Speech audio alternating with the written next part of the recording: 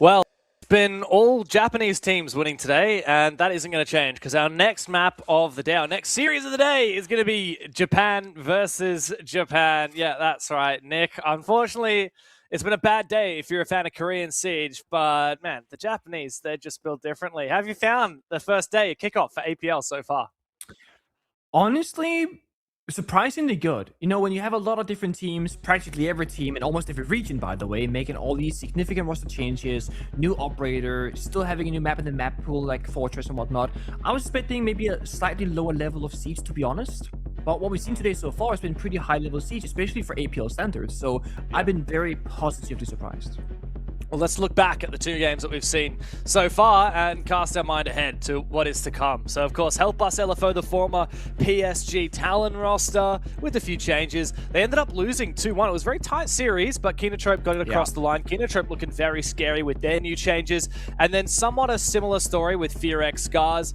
FearX, of course, the big, kind of most significantly changed roster in APAC North, ditching 4 of their 5 players from that so-called Korean super team. Scars beat them quite handily, 2-0. Now we're up to LFO No Name versus CAG OSAKA. Now, LFO No Name is the ex-Enterforce 36 roster, and of course, CAG OSAKA need almost no introduction. These guys are one of the most esteemed rosters in the history of Rainbow Six in APAC, and of course, a year and a half ago, they made it to the grand finals in Reload in Rio. But of course, let's focus on the underdogs in this matchup. Sorry, this is actually this is Help Us LFO. We're going to be talking about LFO No Name. Easy to confuse them. LFO. The other LFO roster. LFO No Name is, the one that we're looking at right now. So Akasu, Jin, Maui Mugi, and Yuyu. Now, we do have some roster changes in this. Now, give me 1 second. I'll get my... this is going to take me way too long. Here we go. Hold the phone. Never mind, I don't have the roster changes. They have some changes. This team's had some changes. And most recently, of course, the roster that you would maybe be more familiar with has Nina and Harper, who went on to other things. So Akasu, Jin, and Mugi are kind of the more long-standing players. Here we go. So we've got Mau, who formerly played for Kinotrope, and Yuyu, who previously played for Mia Gaming, and like I said, Harper and Nina, who are looking pretty solid on their new teams. But yes, Akasu, Jin, and Mugi are the classic OGs.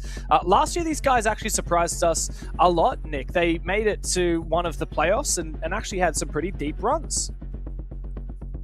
Yeah, so that's the thing, right? Like, when Nina first joined this original roster last season, I was a bit surprised, actually, being like, okay, Nina and Rek departing from Scars. Is Scars going to be weaker? Was Interforce going to become better? What's the story going to look like? And now we're back to Nina and Rek being back together, and Interforce, aka No Name, looking for Orc, they're now trying on their own iteration with new players. So I'm a bit... What was I say? I think this is my biggest question mark for this entire sub-region of Japan, what this team can perform like and what their level is going to be like.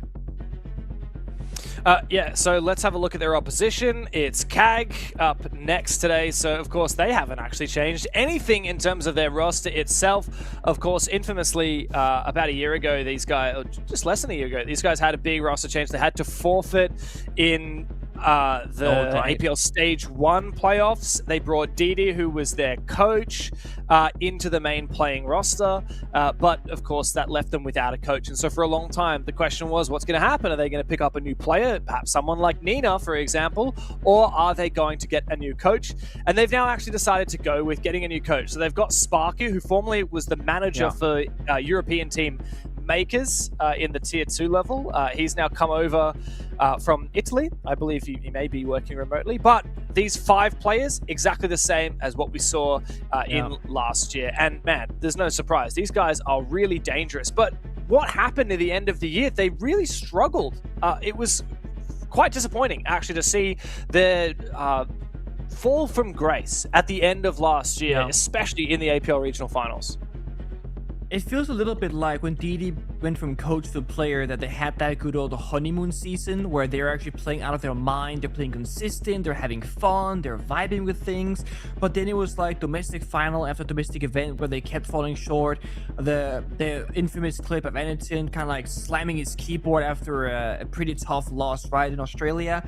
And it seemed like a bit more frustration was building upon the roster of CAG, where there was a very funny and smiley team before. Now, hopefully, with DD being settled in fully as a player, them getting a proper support staff and more support in terms of like prep work, they can have more freedom to just focus on their craft of playing inside the server. And maybe with that singular change, they can get back to their, dominant domestic performance like they once had. Yeah, of course. Now, we're playing a BO3, so let's roll up the map veto. I think that no matter what maps we go to, CAG is going to kind of just have most people's hearts and most people's predictions, just because of the nature 100%. of this team, right, and the history behind it. But we cannot underestimate no-name LFO, right? Like, NFOS 36, we're a fantastic roster, and they demonstrated that in Stage 2 last year. Chalet is where E36, or rather no-name, are going to be taking us, and CAG will reply with a clubhouse pick. This is some very classic Siege that we're going to see here. Yeah, and that's also very classic CAG if you were to look at their history. And the thing is, like you said, no matter what map we kind of go to, with the exception of Fortress, CAG is gonna be highly favored. The thing is, when you think of CAG, I immediately think of both Chalet and Clubhouse. I'm a bit scared now for LFO no name. Lair, they decided if we need to go the distance, but to be honest, if there was a game today where you look at it and go, I'm gonna predict the result with a high guarantee, I'm gonna say 2-0 CAG, and I think most people would say the same thing. I think you're probably right. But, of course, this no-name roster, as ex-E36, they went and played through the Challenger Series, which was the official Tier 2 circuit that qualified 2 teams into this APL Kickoff. They won the whole damn thing, and it wasn't particularly close. They 2-0'd Vite in the upper bracket final to book their spot on through. They didn't drop a single map throughout either the Swiss stage or through the actual qualifier bracket. So a lot of hype to live up to here for No Name, but the same can be said for CAG. Just less than a year since their grand final in Rio, CAG looked to kick off their year in style. And it's going to be a big game for them, a big chance, but of course, we'll have to get it done here on Chalet. Was that your Portuguese coming out there, James, with the J, like the soft G? Maybe. What was that? Maybe. I have been practicing. It kind of sounded a bit like your Portuguese was coming out there, yeah. So you said boa tarde. Casters, we're jobless during the off season, right? And we do different things. Some they go on walks, some they smell flowers. James is learning languages on Duolingo, and he's playing chess. Like that, he's bettering himself as a human, as a caster, and it's for actually a very selfless reason. He wants to be able to translate the Brazilian tactical timeouts when we go to international tournaments, so that we can just do it live. And I thank you so much, James, to take that upon yourself, because it is challenging learning a foreign language. So yeah, like, I'm very bad at it. I mean, you speak 2 languages, or 1.5, as you've told me before. You speak English, and then you speak half Danish. I speak half English, half Danish, and somehow the map is 1.5, yeah. Yeah, look, maybe it's 75% of both languages. We'll call it that. I grew up speaking English. I've tried learning French and a couple other languages in my time to very limited success, but I thought, it'd be fun to give Portuguese a crack. Unfortunately, this is one of the few matches where neither team actually has any Brazilian players nor coach. So it's not actually going to be particularly relevant for that. But yeah, the question for a long time for CAG, the big storyline is, what are they going to do now that DD, their former coach, is on the roster and actually performing pretty well? He doesn't have great stats per se, but he is clearly like an impactful player. He's big in those crucial moments. And the team is functioning very well with him on the squad. So what do? Do you bring in a coach? I think most people would have said, yeah, bring in a Brazilian coach. They got an Italian coach. It's not exactly the same thing, but it's a foreign coach regardless. Well, the Italians are arriving in Siege. They were missing for a while, but then they had a full Italian team, some individual players, some Tier 2 rosters. They're actually taking over slowly but surely in Europe. Now apparently also here in APL. Operator bans below CAG banning out the Blackbeard and the Glass as they are defending. They don't want to go up against it. No-name LFO banning out the Clash and the Asami. So not the Mirror, that'll stay alive for now, but I quite fancy the Clash ban here because it sucks to attack against. Now, in terms of the opening, it's going to be a very, fundamentally sound attack, I imagine. We're seeing the Sense, we're seeing the Capital, the Nomad. They want to lock things down, clear things vertically, use the utility, and then go for a bomb site execute. Most likely with that, also a plant. So CAG have to counter with brains, not brawn. And they got the Solace, the Warden, and the Echo that can all kind of deal with those various things in their own way. It's finicky though with all this repelling action. Akasu does find Shureed though. Big opening kill. Interesting. So was that the Sens used to cover off the line of sight, but I think Shureed actually impacted the Sens to try and get an angle back through it, perhaps? I believe that would be very on brand for Shureed to make an aggressive play like that. We also have 6 impact grenades this round, by the way. Both the Ormai, Solace, and the Ella had them, so it was 6 in pocket in total. That's kind of crazy if you ask me. Chibisu playing Soul below. That's, of course, the Solace that can deny a plant later on if need be. But look at the LFO. They're all outside the building. Nobody's entered the map yet. Holding angles. Here comes the Capital Fire, the Sense Wall, the Flashbang, and then the entry, most likely. Oh, where's that run out? You can see Jin scared. Where is this aggression coming from? You're playing against CAG, you've got to be expecting that aggression. DD in this pivotal position. He overswings a little bit. Mugi will take him down. And Jin's found his as well. Wow, it's an utter domination, leaving Chibisu as the last one standing. The CAG in a 1v5. It certainly ain't going to happen, I can tell you that right now. Mao locks in a flawless rounds. And CAG have a lot of soul searching to do. Very impressive from No-Name LFO, I gotta say. I mean, that was just sound gameplay all the way across. No one's over-swinging. No one's making any risky plays. When they rappel into the Solarian window, it's one person going in, one guy covering, and they do it with a bunch of utility. As I said, the Sense Wall, the Flashbang. It's really, really good.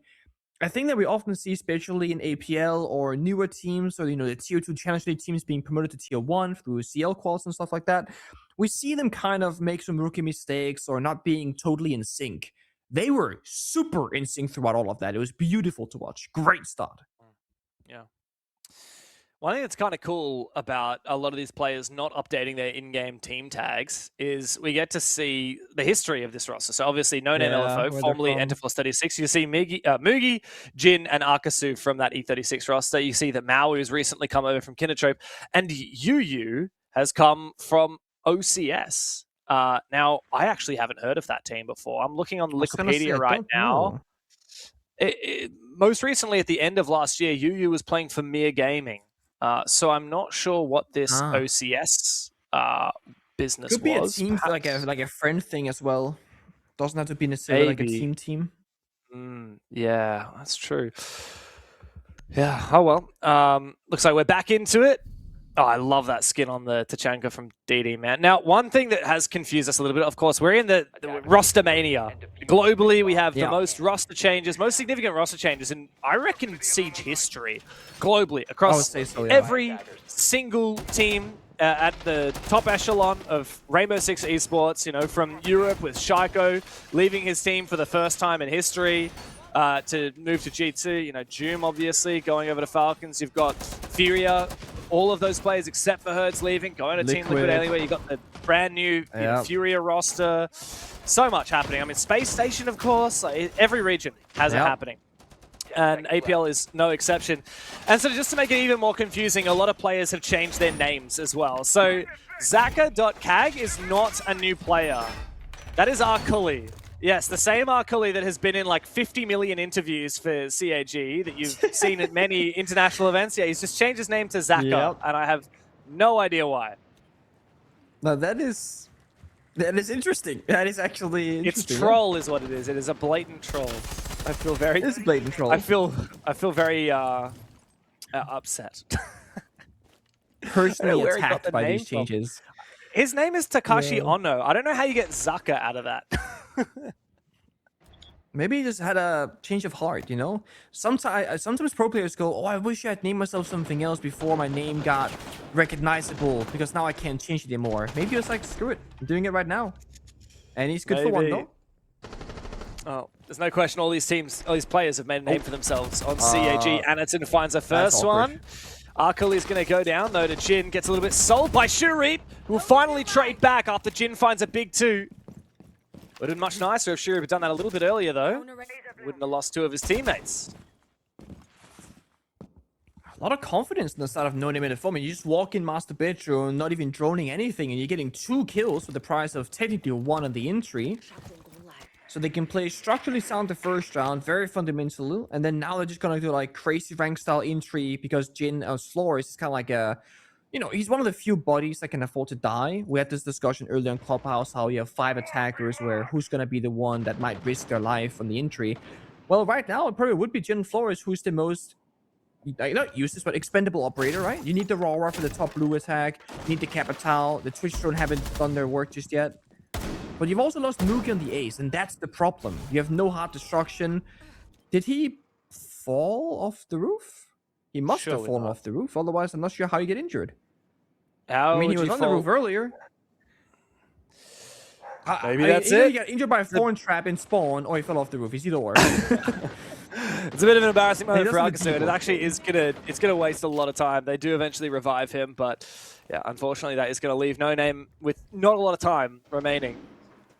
And Shurip is still upstairs. There's really strong positions from CAG. However, they are very separated. Yeah. I mean, they're going to bait the top floor attack, but then hit the side below, I believe, most likely. So that's the raw usage. Again, kind of low value right now because they have no bodies to work with this. But he can take the 1v1, but the seals, maybe not, actually. This is a tough one. Yeah, he's baiting it. Yeah, DD's got this locked down. He's doing his best. Maui goes in, goes deep. Oh, spots out the player for a brief moment, but can't land the shots, and Shurip will take him down. Amidst the chaos, Yu's looking for a plan on the bomb site. Surely won't be able to find this, though. Shuri and DD Man have to put the pieces together to make this work. Yu, this would be quite the statement, debuting into APL in a 1v2. He's got plenty of util to work with on the Capital. He goes for a cross. Tiny bit of damage done on the Shuri. Does he bring out the Capital's fire? The Chanka will bring out the fire of his own. Almost finds the kill, misses his opportunity, goes for the reload. Prone on the floor, and Shurip will swing and kill him. It's an easy defuse here for CAG, and a big retake to get them on the board. Scary position to be in as well. Like, Yu has very low health, had 6 bullets, 2 Capital Fires and smokes, but didn't feel like he had the space to utilize any of them. A reload, he might get swung. Same with the bow if he brings it out. What was a really tough position at 3 versus 3 became almost winnable. And if you play back the very late stage of that, right? What happened if maybe Mao upstairs in their aura doesn't go for this 1v1 swing? What if he just instantly vaults over the balcony, drops down fireplace, or doesn't push forward? Maybe it's playable in 2v2, but when you're in that intense moment where you're all making your own individual play, the communication is not there to make that call for your teammate. You're just playing off the vibes, playing off the instincts. You're all trying to make the round-winning play. The fact that bomb went down in the first place was a bit of a miracle, to be honest. Nice try. After a good injury from Jin, mind you, they lost the ace incredibly early on. They had no hard destruction. They were forced into a suboptimal push.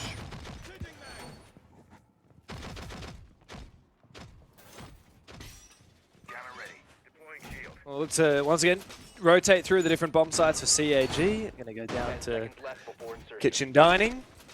And the Kaid here is going to be a big feature. You mentioned that last round, a lack of hard breach made things difficult for No Name. Well, are they going to bring any hard breach? No, they're not going to bring any this time around. And even if they had, the Kaid would have made it very difficult to achieve that hard breach. The big thing here, though, for No Name is, of course, that Montaigne from Jin. Now, he was the big entry player last round with 2 quick kills. Not usually the kind of a role that you would stick on a Montaigne. But we know how powerful the shield is. I'm curious what the train of thought is here, though. Like, if once you played the can opener secondary heartbeat gadget, you can actually play the round like if you had a normal heartbeater, because you know, like open up the office wall, the dining wall, whatever. I am very curious what they intend to happen in this round for it to work. Mind you, Monty can walk into the bomb site, he can walk into the piano, whatever, but nobody can follow him because they don't have a shield in front of their whole body. So how they're gonna plan, how they're gonna get inside these highly contested areas, I'm very uncertain of. Maybe they also thought we don't want to do the Kai, so what's the point of wasting an operator on Heart Breach? That could also be the case, maybe. But Jin has to be the one to make the hero play first and help his teammates get in the building. Or get in the side. Raising our defense. Now, it's going to be hard to do while our Cully is here inside of Piano with plenty of gadgets, plenty of magnets to try and protect his shield. I don't see much util here from No-Name LFO to try and clear. I mean, we've got a couple of flashbangs. That's really it. Try and clear that shield. So it'll have to be a swing. They're not going to be able to do it with just a frag, as they've wasted both of them. Oh, here comes the Monty. And they finally knock him back. Wow, so prompt and so quick, so effective as well. And DD Man will fall on his attempted retreats. Now Shurip is looking for a little bit of a play. He goes through the smoke. He's going to have a massive impact now because Mao has just found 2 on the site as well. Shurip up against the world, and he's been spotted by the shield of the Monty. Tries to win the fight. He does get the Montaigne. Immediately responded by Akasu. What a massive round from No Name. Criminal round. Like how? What?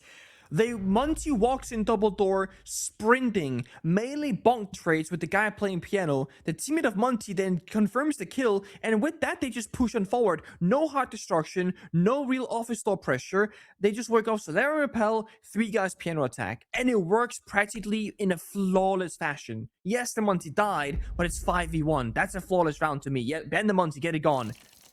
Incredible way to win the round for No Name, and once again they show us that they have excellent problem solving skills both in the very first round and the third. Unreal. Well, they picked Chalet for a good reason. We're seeing it now. How are CAG going to respond? This is tier 2 challenge league strats, and I don't mean that in a negative way. This is the stuff that no tier 1 player would even think would be possible, because it breaks every single logical reasoning for how you attack a bomb site. No heart breach, very linear attack, no verticality. The nade missed, the shield didn't get destroyed, yet they still won it flawlessly. It breaks all flow of logic, of reasoning. But it worked. That's the thing, I think sometimes the top level teams get a little bit too caught up in, oh, this is what's meant to happen. Yeah. You know, this round we need to use that frag to clear that shield, and then we'll kill the guy behind it, right? But when Plan A goes awry, a lot of those teams that are really so focused on having a perfect plan, they stall out. They spend way too long trying to figure out their Plan B. No Name, they didn't spend long at all. They're like, oh, we're out of util. There's a guy there. Oh, why don't we just go in? Let's just go in together. Let's kill him. I'm going to go. I reckon I've got a play here. It's just the decisiveness and the fluency. Doesn't matter if you have maybe an imperfect plan. As long as you execute it together and promptly, it's going to keep your opponent on their toes.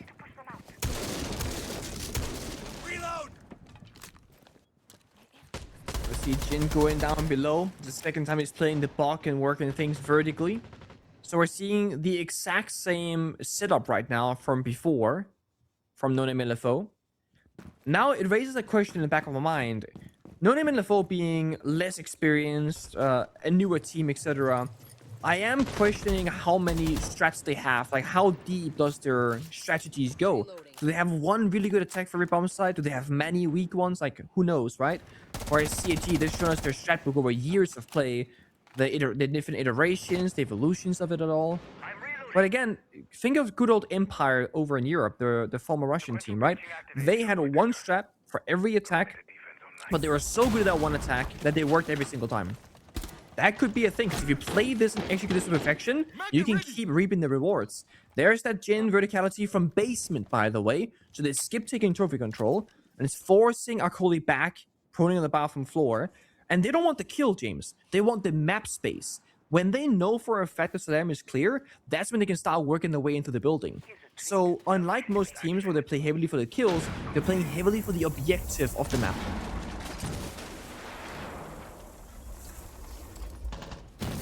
DD's in this exact same position he was before as well, where he overswung and died, trying to hold off that push from Solarium. It's an awkward spot because the player on the rappel can find him. Big Nitro Cell though. I don't think it found the kill. I think that kill was actually found by Anderton running out below, but regardless, the player is taken down on that window, and that alleviates a lot of the pressure here for CAG. Because once they clear DD's position, though, they can start making their march forward. But a good vertical cover there from Shurip. Good counterplay. Very and nice. the windows from GB as well. Very nice. Now 4v2, it should be unlosable for CAG. They just need to chill, sit back, don't over-aggress as I say that. Someone's running outside. I think that's probably Shurip. Good verticality, though, keeping the pressure up as Mugi and Mau try and conjure up around out of nowhere.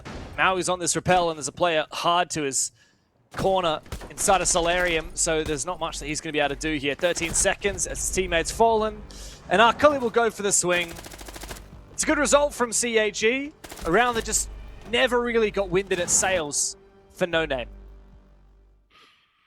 It's a good example of a team doing the same attack, like needing a perfect result, you know, doing the same thing to perfection, versus a team doing the same strat, but then adapting to what went wrong the previous time.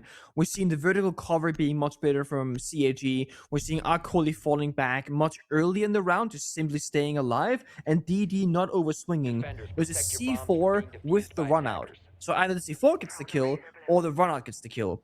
As long as one of those two things work out, DD survives. And then plan B for No Name LFO was to take the Buck into a much more vulnerable position, going into kitchen instead of playing in the basement. And that's when he died to the verticality of Shurip on the Ella on the hatch. So CAG doing a really good job at saying, guys, let's bait them into the same play, but this time we have the answer. And it kind of shows the experience and depth of CAG. So No Name LFO ideally show us different attacks for the same bomb site going forward, then repeating the same attack twice, expecting the same result. CAG are a funny team because, yeah, they're very good, but they've also spent a lot of time throwing in their day, you know. It's kind of what they're known for, cagging as we call it. Gagging for a cagging, yeah. We always are, we always are. Yeah, I want to say for CAG that, you know, disappointingly fell short at the end of last year. They bailed out very early in the Munich Major, despite starting pretty strong. They, of course, had such an incredible Stage 2 last year. When they finally brought DD onto the roster, everyone thought it was going to be a bit of a castaway stage for them, and no, they ran with it. But then fumbled in regional finals. They even fumbled in the APAC Cup in January. Couldn't even win. Anderton was busy getting some award for, like, you know, Japanese Esports awards. He had to, you know, not play on the roster. They played with a sub, and the team did not do so well. So they really do need a chance to really flex their muscles, as Anderton is wont to do. It's a very calm opening round here. We've had fast inches from Jin. We've had CAG roaming around. This time, they're falling back, giving map space. They burn one Selma, surrender piano, office, playing top blue, playing mezzanine. I think they realized last time what the push is gonna be, right? Because look at the attack and lineup. We've seen this before. Aura, Capital is the exact same thing. Same strat. Of course, it's gonna benefit both sides. CAG know what's coming. They're gonna have a counterplay most likely. But No Name LFO also have Ace heartbreaching. They have 5 people up and alive. The one thing I was hoping to see from CAG was actually impact grenades in the pocket of Akuli on the Wamai, because you can impact grenade destroy their Aura doors and make a play off of that. They have no real destruction. Maybe they can 2-bar freeze them, but 2-bar is playing downstairs in bar stock, so probably not going to be the case. But 2-bar freeze does work against Aura doors. Here comes the first kill. Anderton shut down. It was one of those critical DMRs. The Rayori door goes out. Oh, hello! Ooh. Nice shot from Arkuli there. Finds one, finds a second one as well. He goes big for 3. All he wanted to do was shoot the Selma. He found 3 kills. No Name LFO had such a good attack primed, and they had the opening kill as well. The util flooded in, and one man stood in their path. His name is Arkuli. Zaka, I don't know who that is. Arkuli is the one stepping up big for CAG. 25 seconds to play, and No Name LFO, their chances of winning this round have plummeted. He's not done yet. He's sticking out for as long as possible. GB finds the 4th kill for round 2. He's going to find it. Arkuli, He's going to get it. He wants the 4th. He's looking for it. Come on. Give him the chance, Mugi, and he will lap it up. Massive 4K for Arkuli, and CAG are back on track again. Crazy to think that the only reason why that happened was that Ace selmed the wall, and Arkuli was like, oh, I'll go shoot it. And in doing so, he sees the guy that snuck up into small box and just gets kill after kill. And look at this. He looks to his left just for the Selma. Crazy fast flick. Knows he has the wide swing. And then in the other rotate, he sees the person pushing the double door. The whole sequence happens due to one small play from one individual player. And it affects the entire round. And it gets 3 people killed. Incredible. Crazy. I wonder if he had not thrown the Selma, would he not have looked that way and therefore not have killed all of those people? It didn't seem like he was. Like, you could see, like, he flicked for the Selma and then saw the guy and flicked again. That wasn't him, like, hearing a footstep and then going for a kill. If it was, then he missed his aim at least. It very much seemed like it was, oh, let me destroy this thing. Oh, there's a guy there. Let me just insta-snap his head.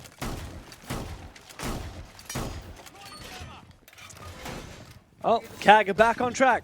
Back into it. They've got the lead. One last round and a half for No Name LFO to get another word in before they switch onto the defensive side. Changing mags.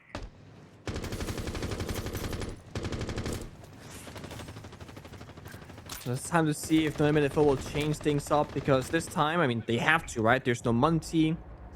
There's no just walk in straight forward, so it makes sense that they're bringing out the Thatcher Thermite combination. They're probably expecting that Kaid like before, and nowadays they see, okay, maybe they bring it out, maybe they don't, but in case they do it, let's make sure that we bring the right tools for it. It's just gonna be the 2-brow, which if you're actually CAG right now, it's really well done that you're only playing the 2-brow and not also the Kaid, because Kaid gets countered 1-to-1 by the Thatcher, so you're not wasting 2 operators on a singular wall. You're just playing the 2-brow to freeze and stall for 30 seconds, which is actually quite nice. So I think CAG have the better read here proactively. If 2-brow is in the position to freeze it, he's in kitchen hallway, so he's not even gonna freeze it actually. I guess he's playing it for the bombs at the wall down beneath. This could be CAG showing us that they're willing to sacrifice top floor control and simply just stall for time. So if this roam clear is not gonna start speeding up, it could be a time problem for No Name LFO. Well, the thing is, a lot of the time, it's not about sacrificing top floor. It's about confidence that these defenders are going to be able to hold on to their positions for a long, long time. I mean, between Arkuli and Shuri and DD Man as well, top floor is looking pretty well fortified. And while you don't have delay from the two-brow, you do have delay from the smoke on that top floor. Here comes the freeze from the two-brow, like you said, but it only caught the thermite charge right at the end of its fuse. So there's going to be very little of a gap. He might actually get to shoot the exothermic off. Oh, he shot it! Oh. One exothermic is down. Mugi only has 1 remaining. That's genius. So you use the Toxic Babe to then push wide. They can freeze it again if they're quick, but I don't think they will be. No, wall does get opened up. And it's in Hazard C4 though, can deny the plant, as can Chibisu, also playing downstairs in kitchen. So right now CG, they have top floor control, they have bomb site control. No Name LFO in a 4v5 have to find a plant position, and the only way to do so is toss in a couple of smoke grenades and hope for the best. That is not ideal. They probably will have to go for a kill or 2 before they can attempt it, or just pray that it's gonna work. They could Thatcher it in the air. Yeah. Oh. Not if the peaks come out early. Good shot though from Jin. Chibisu immediately responds. Mao and Yu. The 2 new players on the roster must step up. Mao has found 1, Yu as well. It's a 2v2. Shurip's still upstairs, but he lands his shot onto Yu. It's the 2 SAS operators on the defense, and Shurip locks it down. MVP of the round, no question. He makes Office his home, and CAG lock in a 4-2 half. We'll get to the next after this quick break.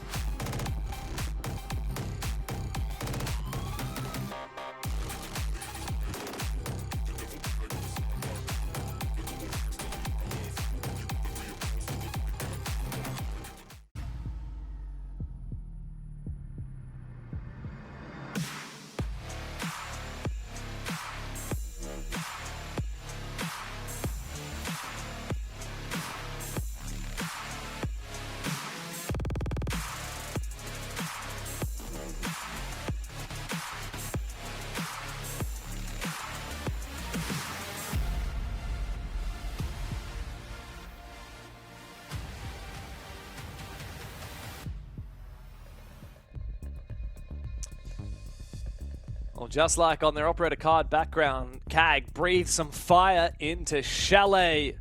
4-2 split in the first half. Now they move over onto their attack. Let's see if they can keep it up. It was all about adaptation for CAG, right? They actually started quite slow, maybe not expecting fully what LFO was going to bring to the table and what kind of playstyle they were going to have. Because those 2 rounds that LFO they have achieved, the first one was like a flawless top 4 execute, nothing went wrong. The other was ridiculous, just multi-push top floor and a kitchen attack where they just got all the kills in the roam and then won the round flawlessly. But whenever CAG were met by the same attack on that bomb site on the repeat, they were superior. They had small adaptations on 3 of those rounds, and the 4th one was Akoli getting 4 kills, clutching up massively on top mezzanine, defending that bar bomb side. Now we're changing the story though. When you're defending, you of course will adapt to what the enemy is doing because you don't know what it's gonna be, so it's more like a round by round basis. When you're attacking, you start off in drone phase, you see as many defending operators as you possibly can, you try and scope out kind of what their idea is for the defenders, then you will use as many attacking repick operators as you would like and change around your roster to get that perfect setup. And then you go into the round starting with a plan. So instead of CGM to wait to see what LFO will do and then maybe lose and then make the adaptation, they can do it live before the round even starts.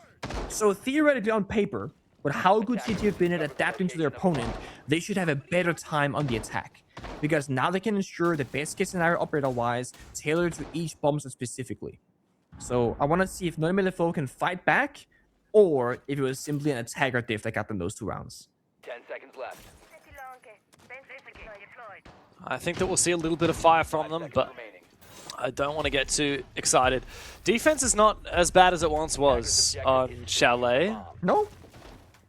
Nah, I don't think so. I'm gonna check the stats. 6 Invitational. You want to guess It what feels how hard. Defender decided it was at 6 Invitational? Oh, a 6 invite? Let's go 54 attack.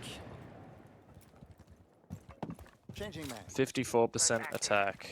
I feel like I said I was Defender favorite in general, but I don't know. Chalet, 50.9% defense. Oh, wow. Okay. Yeah. That's close. Thought it'd be more. The only attacker-sided maps there were no attacker-sided maps. The most attacker-sided map was 49.8%. Can you guess what map it was? Wait, didn't you say... I thought you said 50.9. Did I mishear you on Chalet stats?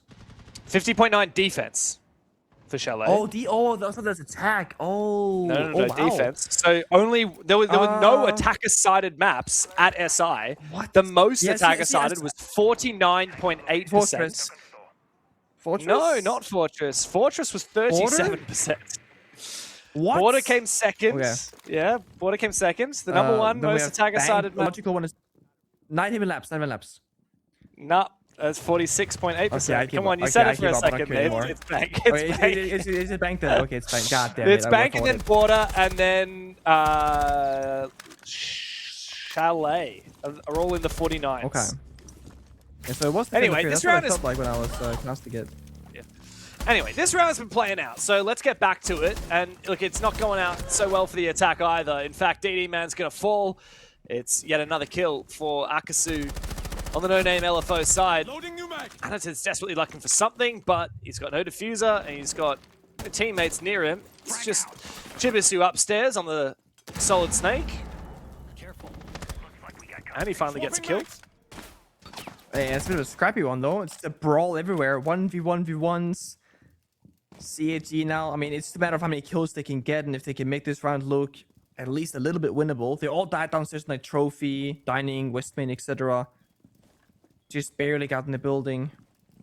They can walk in Piano and just double up and try and just go for kills. One guy covers left, one guy swings the right-hand side. Could work. Wow, he actually spotted 3 of them right now to Chibisu using Solid Snake's gadget.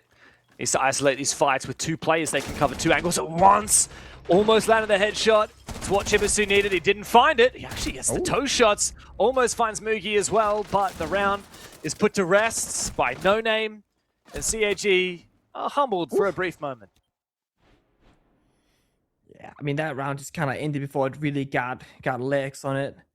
Again, CAG maybe trying to catch No Name LFO off guard by not fully respecting the setup. I mean, they saw a gap that they thought that was there, but got shut down.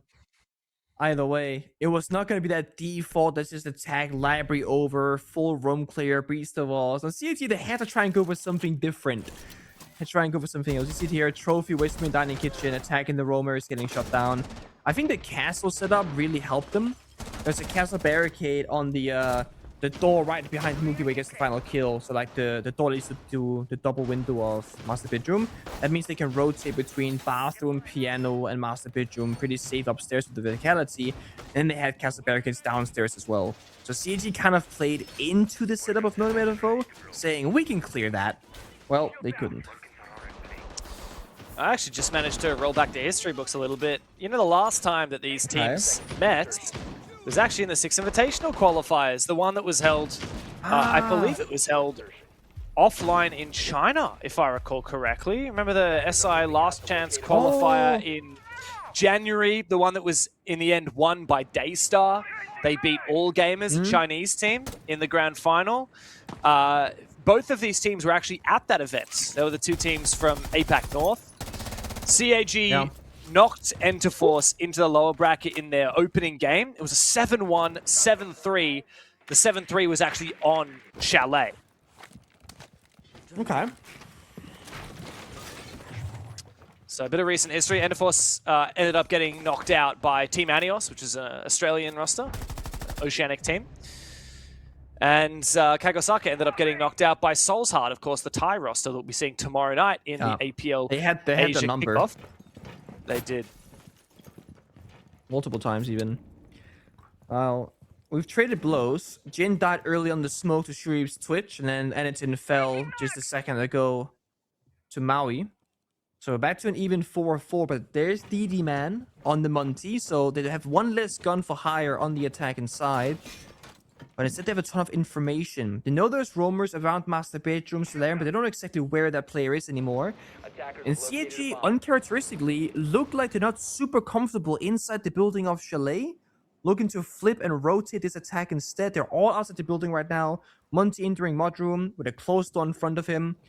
The issue is walking down this hallway. I mean, you got a player top blue, a player in the bump set of bar. If DD continues walking down the hallway, there's double, triple crossfire. You'd need to get the smoke or sense walls enabled to try and fight this. It's again very out of the ordinary attacks here for CAG.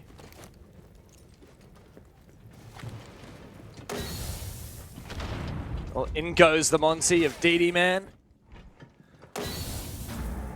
Supported and not contested as of yet. Kali's snuck his way all the way up. I mean, this is really good control from CAG. I think they'll be able to do that as well. I mean, here comes the light walls from the Sens, the RAU, and Nade.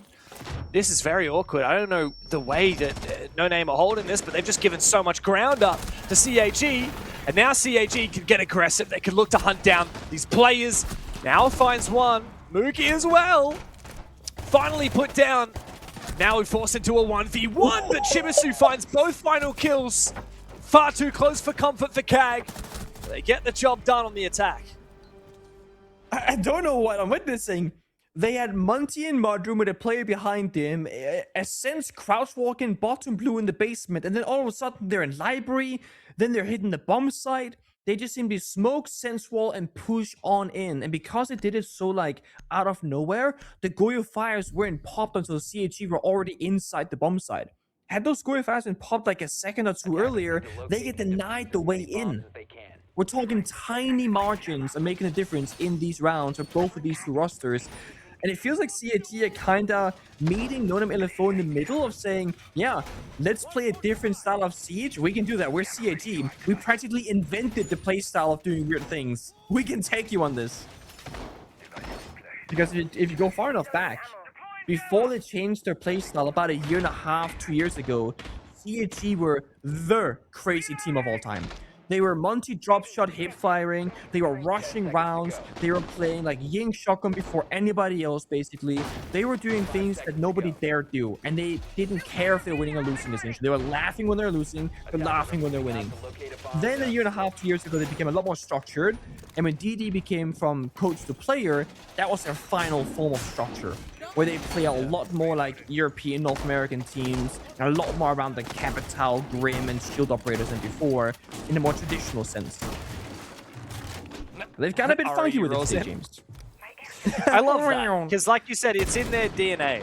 This is something that has been so typical of CAG for many, many years now. So I want to keep that flavor. It's what makes them unique. It's what makes them special.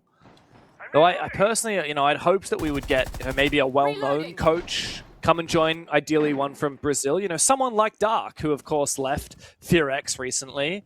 I think if CAG had been able to attract a coach of that caliber, it would have been really nice. That said, I don't know Sparky. Maybe Sparky's a fantastic coach, but obviously doesn't have the accolades of a more well-known coach. Yeah. But perhaps he's going to earn his stripes with CAG. And that's what I'm keen to see. Not just what can they do in the server, but like, do they look like a team that has been putting the work in behind the scenes, that has the support staff behind them? Just freeing up DDs, right? He's like IGLing, strat making, counter-stratting, analyzing. Like, that man had so many jobs before. Now you get a bit more breathing with all the individual players. They're good for this one, though. They take down Mook and the Valkyrie, so don't gotta worry about that vertical C4 anymore. And they force back a bit of the roam game upstairs. These Denari lasers, though, a little bit trippy. I like cover so many angles. Jump. Oh, wow. He jump out. He doesn't get noticed. He was to look the wrong direction. So somehow Maui actually gets a kill with that. Very impressive shot. And it evens back the score, making that roam hold upstairs a bit more comfortable. Yeah, and these Denari lasers are still going to prevent a jump in on the piano window, a jump in on the bathroom window, even preventing the walk up here, the cross of this threshold into display for our Kuli. I'm taking notes right now. I'm definitely going to be bringing some of these Denari lasers into my ranked games. CAG desperately need to find frag. Against this attack. Oh, what a shot. What was Yu doing in such an off angle, such a cheeky position, especially after he was lit? Very risky play. Now CAG have brought back the advantage. And man, they've taken so much space as well. The chair perfectly utilized by Kusu. Doesn't go notice. A swing by Maui again. Superior on these window angles. And it's in the DD downstairs. Have to make a push to the bomb side and try and 2-2 on that guy downstairs. Anderton's the last one remaining. Akasu C4s himself, and it forces Annie to clutch up, but Jin is there, ready and waiting with the shotgun. Look, CAG got close, but as they got closer and closer to the bomb site, it was all no name, especially with Jin, with that shoddy finding two. Last time that these teams can get an operator ban in for this game, what do they get rid of now? I'm curious if No-Name LFO would ban the Monty right now, just like off the rip. It's only been played a single time, but it could be a crutch later on. Or if they deem something else a bigger problem. Oh, bro. Is this gonna be the Brava ban into Maestro? Is this actually gonna happen? That could be. It could also be for Melusi banshees, for like, trap superiority, etc. CAG will call an instant tactical timeout off the rip as well to discuss what are we gonna do, what might they do, and how can we combat this. Yeah, no, I think you're right on the money here. Brava is such a good operator. And when you ban Brava, suddenly Maestro is so much more tempting. Echo is so much more tempting. Yeah. You have a lot of options. Melusi Fenrir. Melusi Fenrir, yeah. I mean, yeah. Even Thorn, of Especially course. Especially Melusi, just because Twitch doesn't counter it. Yeah. Yeah, no, you're right. I mean, well, Twitch counters all of those other operators except for Melusi and Maestro. Twitch, here's a question for you. Because they changed Twitch many times, back and forth, back and forth. Yeah. Does Twitch still open up Evil Eyes? Because I don't think it does anymore, right? No, it's coded like a laser, so no, it's no longer like an EMP, if you will. Yeah, because it was a tase for a long time, and it was a taser that had the EMP effect on it. Yeah, but now it's just purely a laser beam. Essentially, Yep. Twitch and Maestro is the same gadget, but one can move and one can't. Yep. And And same as Zero, right, with the laser as well. Same as Zero. Yeah. Yep. So now you, So you, that, you, of you course, can shoot means the you evil eye ban and it Brava. opened up. And then, Sorry, we've got like a second and a half of ping between Australia and Denmark. So every time I stop speaking and you stop speaking, we're like just have this awkward silence. I'll let you finish, please. Okay, I was gonna say you're right. Like you could Twitch zap the evil eye once, then it opens up because it gets EMP'd, and the second zap will destroy. That's the mechanic that you were referring to. Now what the Yes, change that's right. is, if you shoot an evil eye and it's not already opened, nothing happens. You just hit the shell and you don't even do damage to it, right? So that was my point. What was your point, James? My point was just that, you're batting the Brava and the Malusi and the Maestro are both now much harder to counter because those two are, like, obviously Brava counters a lot more than that. Fenrir, for example. Here's another one, Aruni. Aruni is really good. Yeah, Aruni. With no Brava. So look, you've got two of those operators brought to the table here that are only countered by the Brava, or not countered by the Twitch, I should say. And then, of No course, Maestro yet. nobody's surprised, right? The Monty comes into play as well. And this was the big question why I was like, maybe you pre-fire the Monty ban, because I feel like they're saving it for when the ban phase is over, when that third and final ban goes out. Because now it's a very safe operator, and it did get them a good result earlier. So we'll see what they can do here. The Denari lasers are very good here from the LFO, making it tricky to into the building. Shoot off the Selma charge as well, but Selma finds an angle on the roof. Tiny pixel. Look at the lasers. Like, you can't push forward if you're DD because you're gonna get completely destroyed by the laser. They know exactly wwhere they are. Shibisu's right below him as well. He's being watched by off his balcony. Yeah, it's such a finicky round here for CAG. They need to try and get aggressive somehow. Mugi finds one. Yu falls, and Akasu as well. No Name LFO are really feeling the pressure right now. CAG are once again ramping it up. Mugi now in a 1 versus 4. He's got the DMR, but they know exactly where he is. A spray down his direction, and now DD Man on the Monty to harass him. There's a player on the window. The Monty just continuing to call out to his team. Yeah, he's right there. He's right there. Not even trying to go for the shots here is DD. This is such a restrained CAG. They just look to plant. They just look to cover. This is them paying respect to the LFO, saying this is a real foe, it's a real challenge. We could actually throw this because they're quite good in the server. Shui, big win the rappel, confirms the final one. Monty, honestly, one of the only operators in the game that can make that library push work, because they were brute forcing it. They had Banshees in there, 3 Denari lasers, they had a triple crossfire. Monty says, I don't care. As long as there's no C4 downstairs and bar to clear me, I will live. I will be fine. And Monty themselves might not have done anything if you look at it from like the kill feed perspective, but DD literally saw 3 separate defenders, exact locations, and then Ace walked in behind him, got one of them. Chibisu walked up the stairs, got the other. And with that, you just get the round because you gain so much map control and such a significant man advantage. So yes, you banned the Brava, but look at the previous bans from LFO, right? They banned the Grim and the Glass. There's a reason why this is smart, I think. They weren't really showing the whole like Brava ban, Monty ban, let's make it hard for you to enter the building. They were saying, we don't want you to get information and play execute operators. And then they wait 3 rounds, okay, now we ban the Brava. The only issue banning Brava this late and not tagging the Monty earlier is that Monty is alive and will kind of screw with you sometimes. Yeah, and the Goyo ban coming out from CAG, not something we see every day. Again, just makes the Monty a little bit freer. In terms of delaying that Monty, right? It does, right? You've got Smoke, Goyo, and the Chunker, which all are kind of this tick damage, area denial, time buying asset that you can bring to the table. But the Goyo has the most, like, the longest time, firstly, per Vulcan canister compared to the Tachanka, compared to the Smoke.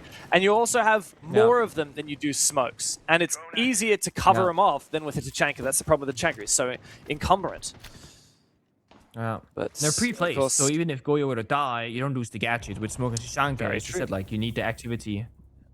Uh-oh, do you jump out? I mean, he can one-punch this. He's just watching it, and he does find the kill. Goodbye to Arkali. With Chibisu going down early as well, that puts NoName LFO in a good position. Yeah, they lost Akasu. Doesn't really matter. I mean, his util's already been expanded this round. It's already been placed, so the team's still going to get the benefit from it. Can't say the same for Arkuli and Chibisu when they fell.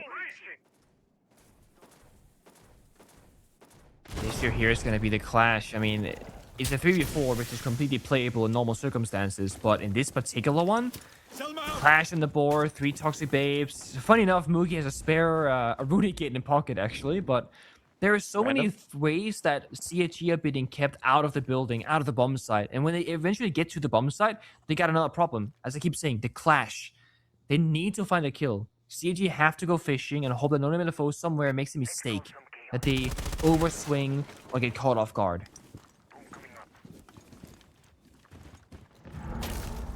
Thing is, NoName LFO are playing pretty separated here. CAG are able to work together. There's only one player on the top floor, if I'm not wrong. Everyone else is down below. As I say that, Mugi rotates back upstairs. Now he's at mezzanine, and Yu on the clash. Now this is going to be a challenge for them to clear. How do they try and do it? Ooh, it's a good flash, but it won't find anything because Yu is still there, hiding behind his shield. Mugi's likely to find the second, and DD... No, okay, it's stolen by Yu on the clash. DD almost kills himself with his Gon 6. Straight into sight, and Maui finds him. A very disappointing round from CAG, but an easy one for LFO NoName to lock in. It's gotta be just about stabilized now for CAG, right? They need to survive the first like minute 30 seconds of the rounds and not lose these bodies early in isolated positions. It's a bit of an unlucky death, right? You're off his balcony, you're going on drones, you get off it. Aruni hurt you, so she's watching the angle with a DMR, you get 2-tapped. There's not much counterplay. Either you hit the instant headshot or you will die. But CAG, they're best when they play together. That's always how it's gonna be for these guys, right? Monty, I would like to see return again. Right now it's being hovered by DD. The reason why I like the Monty so much is because, yes, the Clash does kind of counter it, the Dari does kind of counter it, it kind of sucks, but it does give you like a pillar in the map, the Monty, that is chaining everyone together, saying, hey, Monty needs help. He needs a flank watcher, he needs somebody to breach next to him, he needs a gun behind him to watch for any of the people peeking. So people are more inclined to play together around the Monty when you play that operator. It's the same thing when you play the mirror on defense, like we spoke about last series. When you have a mirror window, you're always going to have a guy behind it. Otherwise, why is there a mirror window there? So this kind of forces CAG closer together, which I think they need. The question is, how do they match up against the Clash and the Nari? Because the only utility they have to clear anything is they could effectively EMP them for 12 seconds and then maybe walk past the laser, turn around and shoot them. And they have 4 flourish drones. They don't have a lot of other answers to deal with the setup from NoName LFO.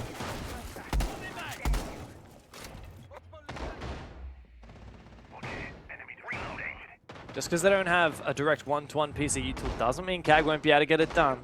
I think what matters even more so than that is just what happens at the start of this round, right? Because that round just passed. A lot of freebies gifted away. NoName LFO peeking a lot of windows, getting really aggressive, looking to push these early fights. I mean, CAG, not usually a team that gets caught off guard by that, but they need to make sure that they don't let that change. Mugi on the clash, getting nice and aggressive here all the way up in display hallway. Chibbis is just around the corner in library on the solid snake. It's smart, right? Because the Clash has practically 0 risk of dying from the windows and falling back, and can't really get killed by anybody single-handedly pushing into them. So you can just stay in that piano hallway and say, I know exactly how many people are in piano, or in library, sorry. I know how many people are droning, etc. You're getting so much free information with no risk of dying. And CAG have 2 options. Either meet the Clash head-on, which sucks, or now spend a ton of time going elsewhere, which also kind of sucks because time is of the essence. Half the round burned, they're only just now in the building, anything can pop the wall immediately, but it doesn't solve the Clash issue. Now Clash will go back into piano/office and just play 5 meters further back, but the same thing will happen. You can't deal with her. Could be a side at least in the late round. Ignore the top floor. Like, I don't know. Well, the thing for me about that Clash is that you do have Thatcher. Oh, nice shot from Anaton. In the late round, if the Clash is the problem, Arkali can always come around and get rid of it. And you're right. The plan opportunity is here. Akasu does have a Nitro cell, but he's all the way upstairs. It's going to force Mugi now to get aggressive here on this clash. Sports out the Solid Snake for a brief second. Akasu is going to have to get aggressive. Yu does so. Big flank, big aggressive play. Now retake, and you're right, it has to be deep onto site now for CAG. Look at how many players from No Name are on the other side of the map. Anaton is just trying to keep this clash at bay. He might not realize, but he's being hunted by more than just the clash. He knows it now. He's worried about players from every which way. He finds one before he's traded back. Where is the rest of CAG? They need to have taken this opportunity to get into sight and get this plant down. They have Vert on piano now, or sorry, on master bedroom. Maybe they can plant below the hatch, but it's so risky. They have no real information. And guess what? Hello, Clash. Back by the bomb site. You can't go for a plant. 8 seconds. The stun keeps interrupting the animation. They can't do it, James. Oh my god. It's going to be overtime. It's calling. And CAG have let it slip. No Name LFO pushing us the distance. A round that they had no right to win. They clawed back tooth and nail with the clash. And the retake, it's perfection for No Name LFO.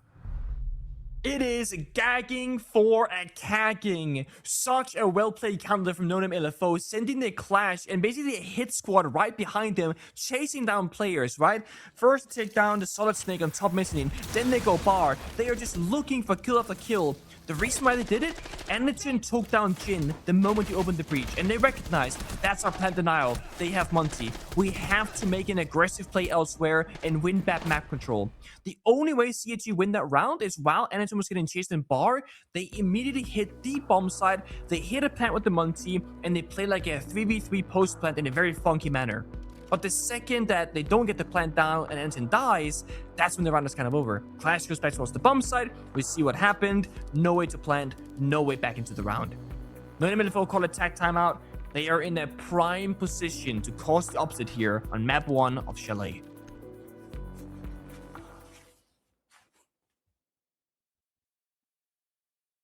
You're right. It is a big upset moment here for No Name LFO. Like I said, last time these teams met, it was back when No Name was called Enter Force 36. It was at the SI qualifier LAN in January, and it was a 7-1, 7-3 in favor of CAG. 7-3 was the result on this map of Chalet.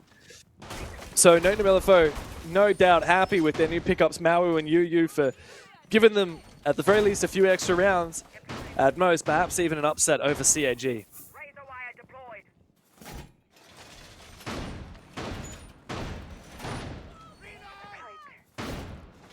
Whew. So, the early call from me and an easy 2 over CAG kind of looks silly now, doesn't it?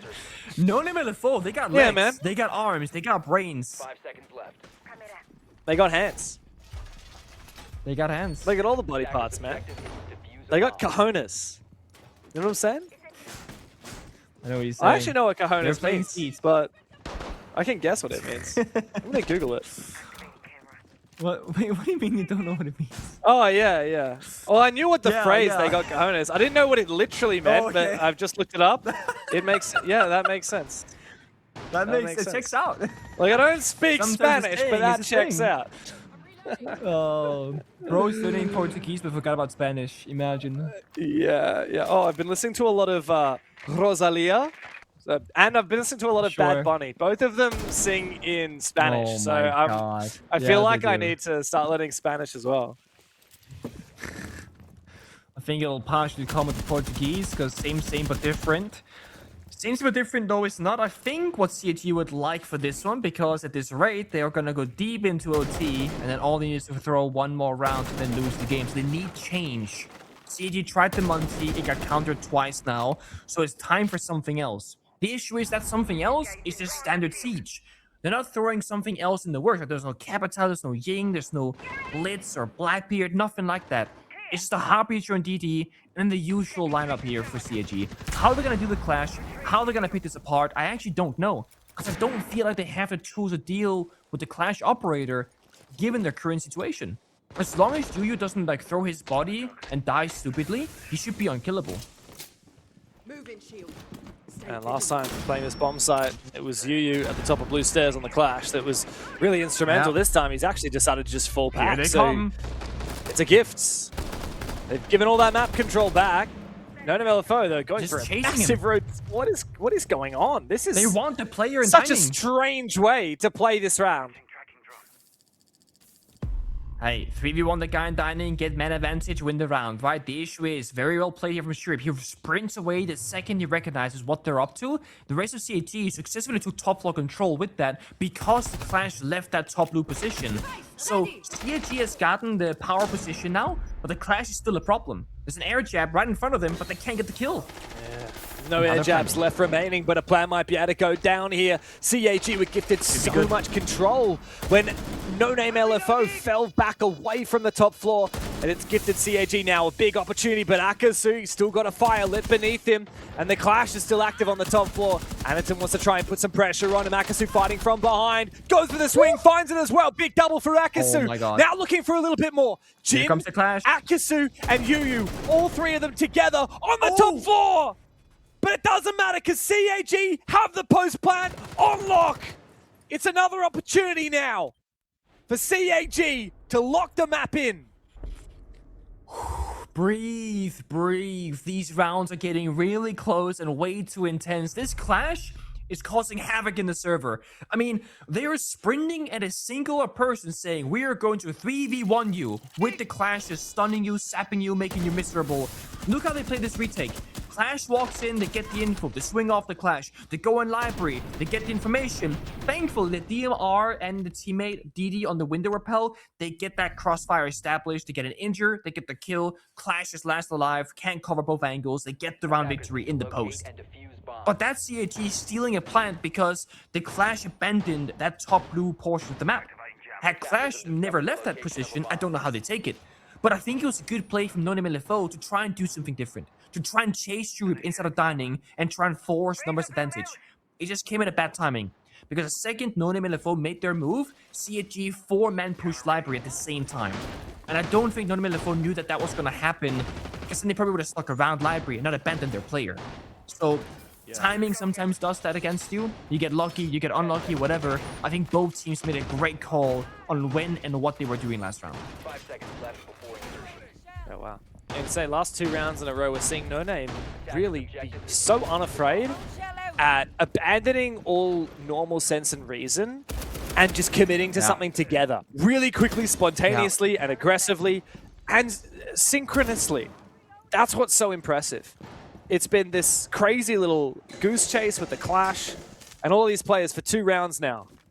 And now, look, they're continuing to try and play mind games with CAG. Jin throwing in a very early Candela into Trophy, even though there's no execute happening. It's just to try and keep CAG guessing, buy a little bit of map control for elsewhere. And Akasu has now leveraged that to get himself in the building. Sequential breaching activated. It's been a while though, if you know them LFO, since you've been on the attacking side, and it's a different approach. Just to, in case you guys weren't watching in the very beginning of this Mesh LA map, none of them LFO attacked the same way every time they attacked on that particular bomb site. They would do the same Solarium attack on Master Bedroom twice. It got countered the second by CG. That's how they got the 4-2-half. Now they're doing something different. CG's not really going to be knowing what's going to happen. It's C4 tossed them out. Shot midair, I believe. But Muji's still injured. I think it was shot. Otherwise, he would have been killed. No, he was injured before the C4 got tossed on out. I think, at least. If not, the C4 injured him, but that's not what I think happened. No, It's he was already injured before the C4. Yeah, then it was shots. Akali finding that kill is very important, though. I mean, losing your smoke, Shoe Reap, and your top fragger very early on is pretty devastating. They needed something back, but now he hasn't let them get away with it for very long as he's found Anderton. No Name LFO again in control. Akali almost gets a good wallbang. I mean, this round can be won or lost off Akali single-handedly. He's got the verticality for a default plant denial. He's got a flank potential top floor, but he is the sole player. He's going for the swing, doesn't find anything. He knows somebody's watching him, he just doesn't know where they are playing from. And there is that final Dokkaebi call. When that comes out, that's when No Name LFO has the biggest advantage to win this one. Akali's got so much to play around here upstairs. The bubble shoot on the piano is huge for him. Jibisu's also got a Nitro cell. Up comes the Dokkaebi. Akasu's got the sound cue, and he wins the fight. That's so pivotal here. For No Name LFO, they can start to flood inside. DD Man and Arkuli together need to hold on, but it's just Arkuli. 1v3 to try and win the map for his team. Great flash, and they know exactly where he is. Maru puts him down. Another round is required. 15 here on Chalet. No name LFO refused to concede to CAG. And this most likely means another round of Clash, because I don't see why you wouldn't bring it. It's been such a good strategy. It's been chaotic. It's been crazy. But also the big question is, what bomb site do you go to? Today, so far in Chalet, everyone's avoiding that basement bomb site. We're going 7-7. You gotta pick one. No name LFO going into this, much less experienced, much less knowledgeable, if you will. Had to make the call. Which strat, which site, how are we going to win? They've banned the Brava, mind you. There are a couple of operators that are very strong. Kaid could be one of them. If you go unnoticed in the prep phase with either the Kaid, Tubrau, or both, you could win just off denying those walls. But even if they see the Tubrau and Kaid, CAG is forced into a position of let's pick weaker operators to deal with the counter. What I mean by this is, right now, for example, they want to play the Blackbeard. They want to play the Sophia. They want to play strong operators, right? They can do stuff. But if they see Tubrau Kaid, they might be forced into either Thatcher or Maverick. Much less strong operators than Muncie, Blackbeard, or Sophia, right? So you're getting weaker operators on paper just to deal with the walls. So No Name LFO, they're presenting this problem saying, what would you rather? And mind you, while they're doing that, they're also playing the Clash and Mugi. So there's really no winning here for CAG because they will be weakened from what they want to do. They settled on Flores and Maverick. So they've lost the Muncie, they've lost the Sophia. But at least now they have a way to open the walls, which they will have to do. If Meta's split-second decision, you had to give a call right now. Which team wins it? Go. No name LFO. I think. Oh, I take it back. No, I take it. Hey, you can't take it back. But look, by the way.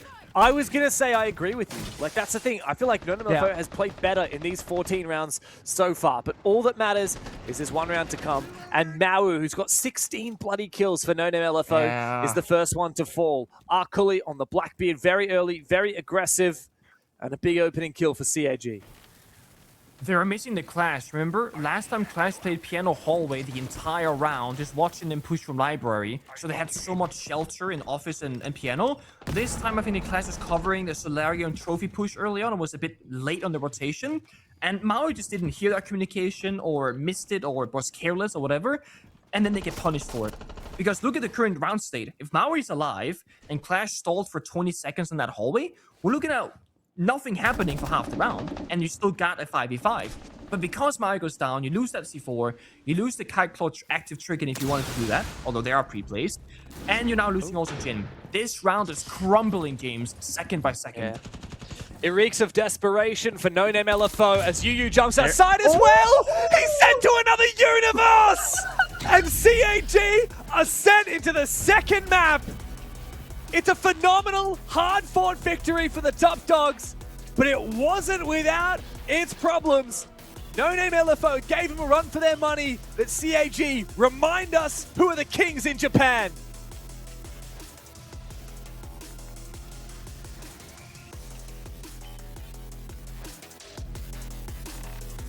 Nice.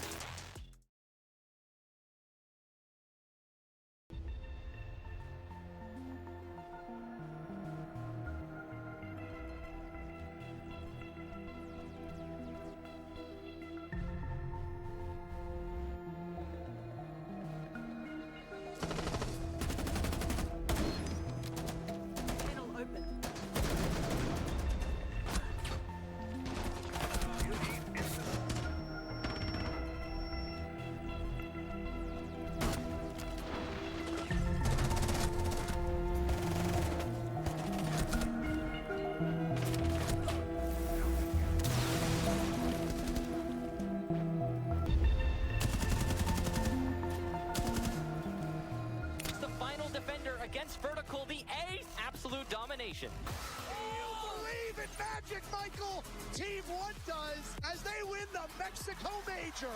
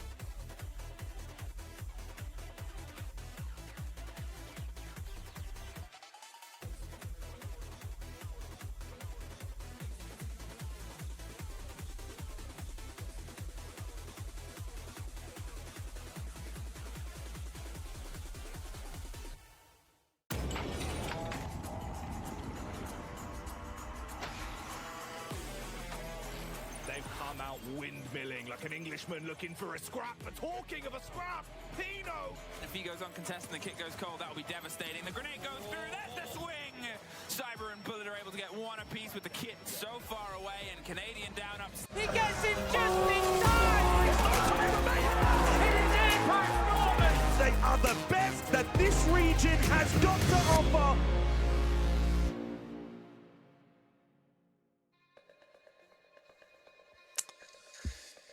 Well, CAG might have got it done on round 15, but no one can deny that No Name really gave it a really damn good shot. Highlight moment for me. What the hell? Nomad just sent that guy to space at the end of it. I've never seen someone get thrown so far by an air jab. Great ending to a great game. And, you know, we're not forced to say that any overtime match is great because sometimes they aren't, but this generally was a great game of Siege from the very beginning. No Name LFO started off this entire first map pretty much flawless on the attack on the very first round. Then CAG, they countered specifically, got a couple of rounds on the board, it was a 4-2-1/2. And then side swap. No Name LFO take us all the way to overtime. 7-7.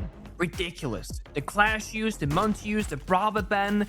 It feels like this game delivered in so many different areas, and areas that we're not used to seeing. So if you haven't watched it, go back and someone watch it. It's definitely worth your time.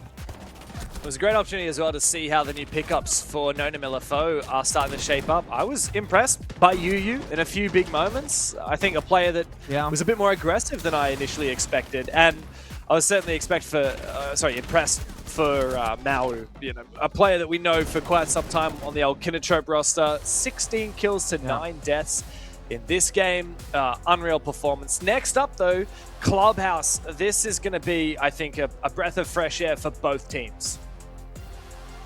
I could see that, yeah, definitely.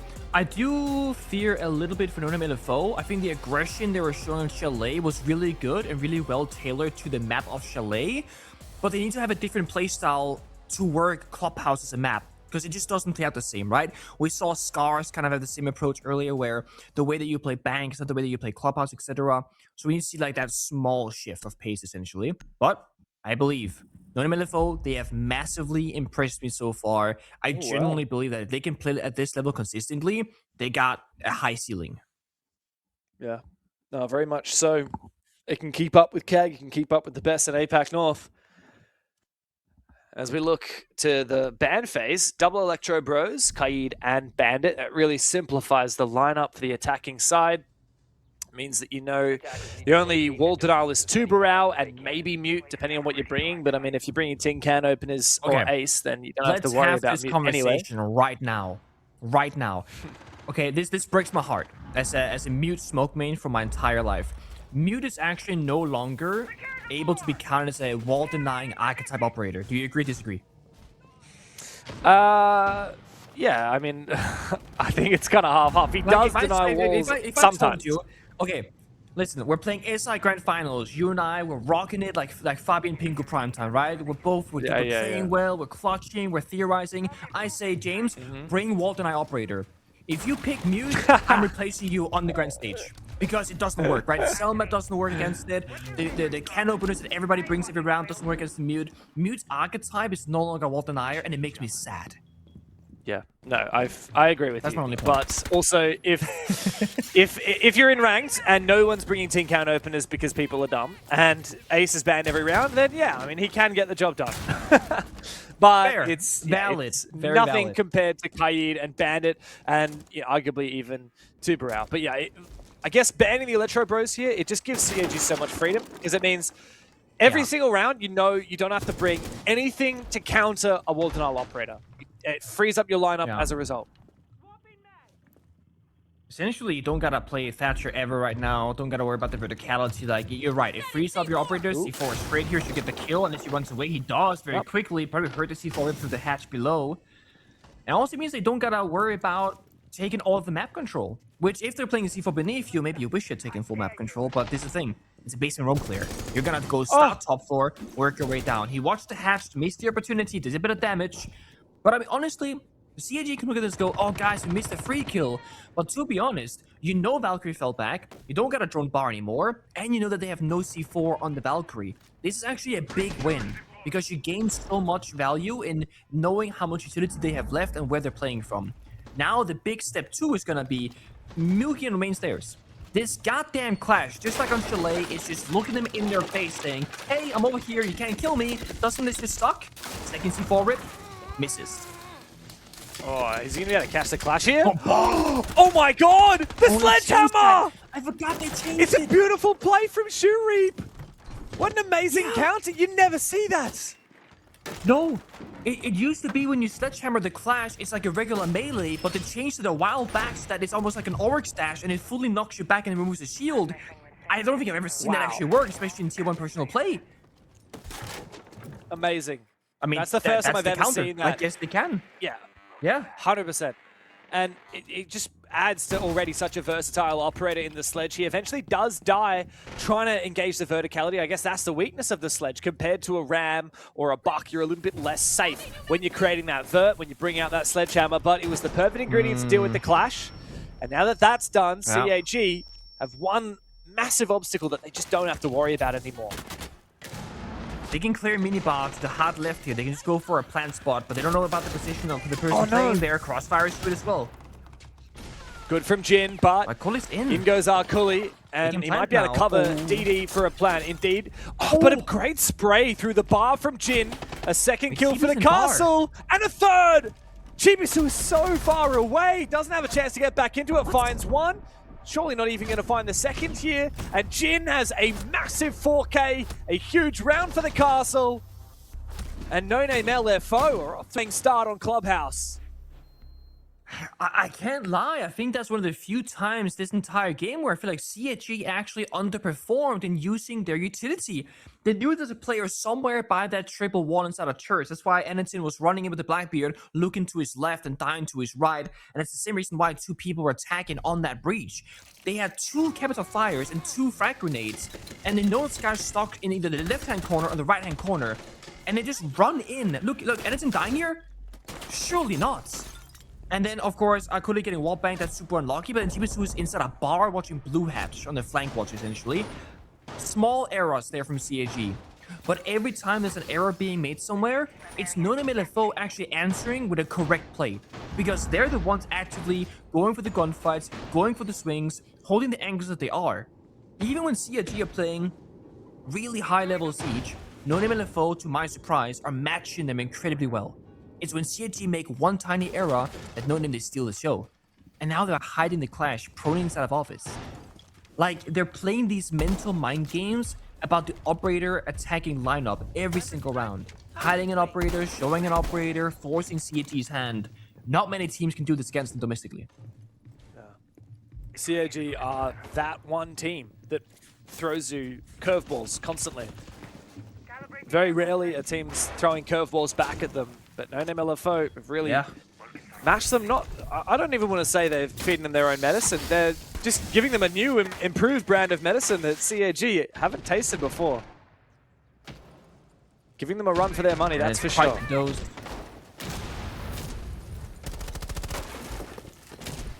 Oh, that's awkward. Oh, okay, they get the pillar of the demos. DMR, as you said, not pistol. Get it right, that's correct. I mean, you're right, it works better like destruction it breaks than a DMR. hatches, it breaks walls. Yeah, but less bullets, so overall probably less destruction and full magazine. But you can't make rotates with a DMR. You can't destroy the metal beams with a DMR, but you can with the pistol. True. They're not, they're not metal beams, they're wooden beams. Get it right. Sorry, wooden beams. Yeah. Should you be able to destroy those beams with the revolver and the deagle? Oh, great question. I'm gonna say yes to the fun of it, for the chaos. I agree. Also, so that I can make rotate holes when I play Valkyrie. Right? I want to help my teammate when I'm playing Valkyrie, but I physically can't. Yep. I'm helping! You bring impacts and you make rotates with the impacts and then you cry when you can't use a pre-play C4. They asked for a C4, I'm like, well, I can because I had to make a rotate because you're not making a shotgun, guys. Yeah, teammates, honestly. Just do that. Dude, that's my middle name. James, blame my teammates. Devmata, that's my name. Well, right now CG can only blame themselves that first round because they had much more they could have done and they fell short. And they want to make sure that this one is going to have a different outcome. They see the clash, talking about demos, probably going to go downstairs in kitchen for the bit of verticality. even if they don't kill the Clash with this, it does force the Clash out of office because all the floor there is self-destroyable, and it gives CAG an attack and approach to go office, master door into connector, and of course playing on those windows. That's a great shot from Shui, great find onto Yuyu. That means they have office control, and they can flood the bomb side 5v4 with Clash only watching one of those 4 angles. Oh, Shuri, hello. Where's he found these 3 kills? He's popping off. He really is. AK not done. in hand. He looks for a little bit more. He's made And he downs logistics what? office his own. Wait, it's an ace? Was that an I don't ace think or he a got the last 4K? one. I don't think he got this guy, but I could be wrong. I don't know. Bloody insane is what it was. And for CAG, a bit of redemption after a disappointing execute at the end of the first round. That one, I mean, he never even got to the execute. Sharif just farmed everybody. Shuri has been doing this a couple of times today, actually, where the round is a bit of a stalemate, and then he teleports into the building and just starts taking names. Like, it's like the 3rd time, I swear to God, where he's doing this. He has a special And it's ability like, where he's actually how? allowed to spawn inside the building. That's it. Yes, this unfair advantage. And it's funny because if you go far enough back, again, the history of CAG, Anderson used to be that kind of crazy guy on the server doing all these kind of heroics. He is the one playing, I mean, honestly, nowadays it's like DD playing the Muncie, but he was like a shield player, then he was like a Capital one trick, then he played Flex for a bit, and I feel like today he's been back on his Flex duty. Because they kind of share the Capital, they share the Heartbreacher, and they share the Muncie. Now the DD can also play the operator. So it does feel like a more flexible CAG. And with Shui taking the crazy guy role, just teleporting into the building and getting kills, it opens up more aggression for more than just one singular player. Yeah. I quite like it. I fully agree. I think Shurip is the operator or the character that's player that is usually given the license to be the craziest. But, you know, Akali, Anderson, they can all play crazy as well. Even Chibisu. I mean, Chibisu is usually a bit more cut and dried, but he's very aggressive when he wants to be. And I think you really identified a big thing there. Anderson, obviously, he's typically the shield god of APAC. But the fact that DD can play a passive Monty does give them just even more flexibility.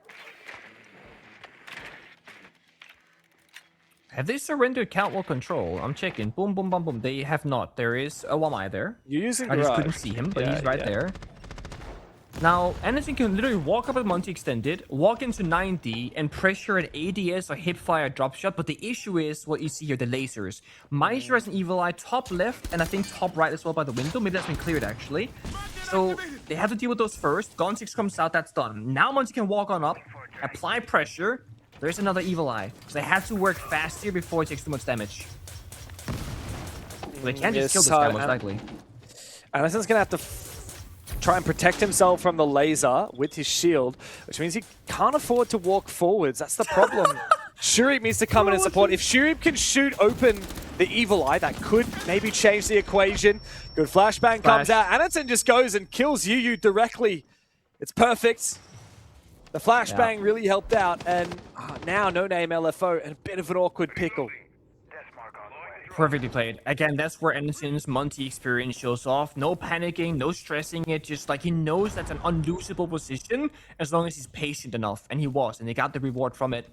Now No Name and LFO are forced into making a hero play. They have 2 C4s, one of those can hit the mark, and that's a way back into the server.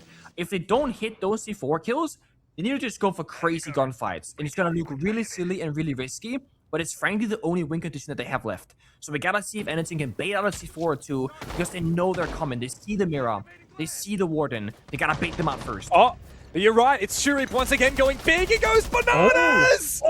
Shurip! Straight into the bomb site for 2 massive kills. Anderson supports for 1 with the pistol. The round belongs to CAG. They assert themselves, they push into the building, and they get the job done again. What? I'm telling you, this guy he spawns in. It's so unfair and just shows up and takes names. It was a capital fire arrow by the radio door in case there was a guy stuck in the corner, and he was right. Maestro was playing there. He gets caught mid-sprint, and then they hear the C4 rip. Guess what? Shuri pushes forward and shoots the mirror who's ripping his C4. He saves Anderson. He gets the kill, and Anderson gets off the plant and gets the final one in top red. Like, every single thing worked perfectly in sync. And it's that kind of moment that can happen when you clear garage catwalk rafters in a clean fashion. They had cabins of fire, they had flashbang spare, they had 5 bodies. Like, getting cleanly to the bomb site makes such a big difference because you have so many more tools to deal with the opposition. So well done for Anderson on the Monty, well done for CAG. No name LFO, they're playing a good round of Siege, but right now it's getting hard countered. And part of what we were talking about before with the roles and the different players on the CAG team, I think it's so good that Anderson was the one on the Monty instead of DD in that moment. Because firstly, someone needed to play, in North America they call it the mailbox position. I don't know if Parker used this term when you guys used to. You've never heard this before. I hear Parker and a lot of North American pros say it often. They call it a mailbox position because you just sit there like a mailbox and you don't move. It's, you know, one of those positions where you open up the breach and you just sit there on the breach and you're just cutting. You're a cut player. And we needed one player on CAG to just sit there and be a cut. And there's no point in doing Anderson, making that Anderson. He's too creative. No. He's too restless of a player. Put him on the aggressive Monty instead. If that was DD on the Monty, he's probably not taking the gunfight, which is in the end how Anderson actually won that position. It's the perfect switch up where, okay, aggressive Monty, passive player, switch the roles. And that's why I think a flexible player in the server is like, okay, if you're a consistent player and a flexible player and an IGL, you're checking all the 3 marks of like top tier player material. At that point, you're League of any roster, basically. Yeah, that point, you're basically League effect, but you can also entry and everything else. But yeah, so getting DD and Anderson on the same team, it gives a new layer for CAG. And now speaking of DD, he gets an opening kill. But they also got a second. They force back the bar player. They are picking apart every inch of this map. God, what is this, Moogie? Moogie runs out. That's a big run out. But escape to the bomb site. They're holding the main door, run back from verticality. Oh, swing, right here swing, in 2 seconds. peek! There's someone running around the corner from him. They missed their chance. Oh my god, that is so frustrating. I think it was Sharif. He was sitting in bathroom right around the corner from Moogie when he ran straight past him. I don't know whether he was on a drone or what, but man, that is frustrating. Losing DD so early. But if now he finds a kill here, this is very scary for CAG. He needs to fish. Like, this is the right play to make. I know he's smoke. I know it looks really silly, but you have to make this play. First of all, the Goyle Fire is cutting him off, so you can't run back to the bomb side. But secondly, they are desperate for a kill. They know that Ying and Capital is waiting for them. They know there are spare grenades on the Deimos in the sledge. He gets just a singular drone and is forced to fall back. But now it's, again, no name LFO in a tough spot. CAG, they are primed for this execute. Woo.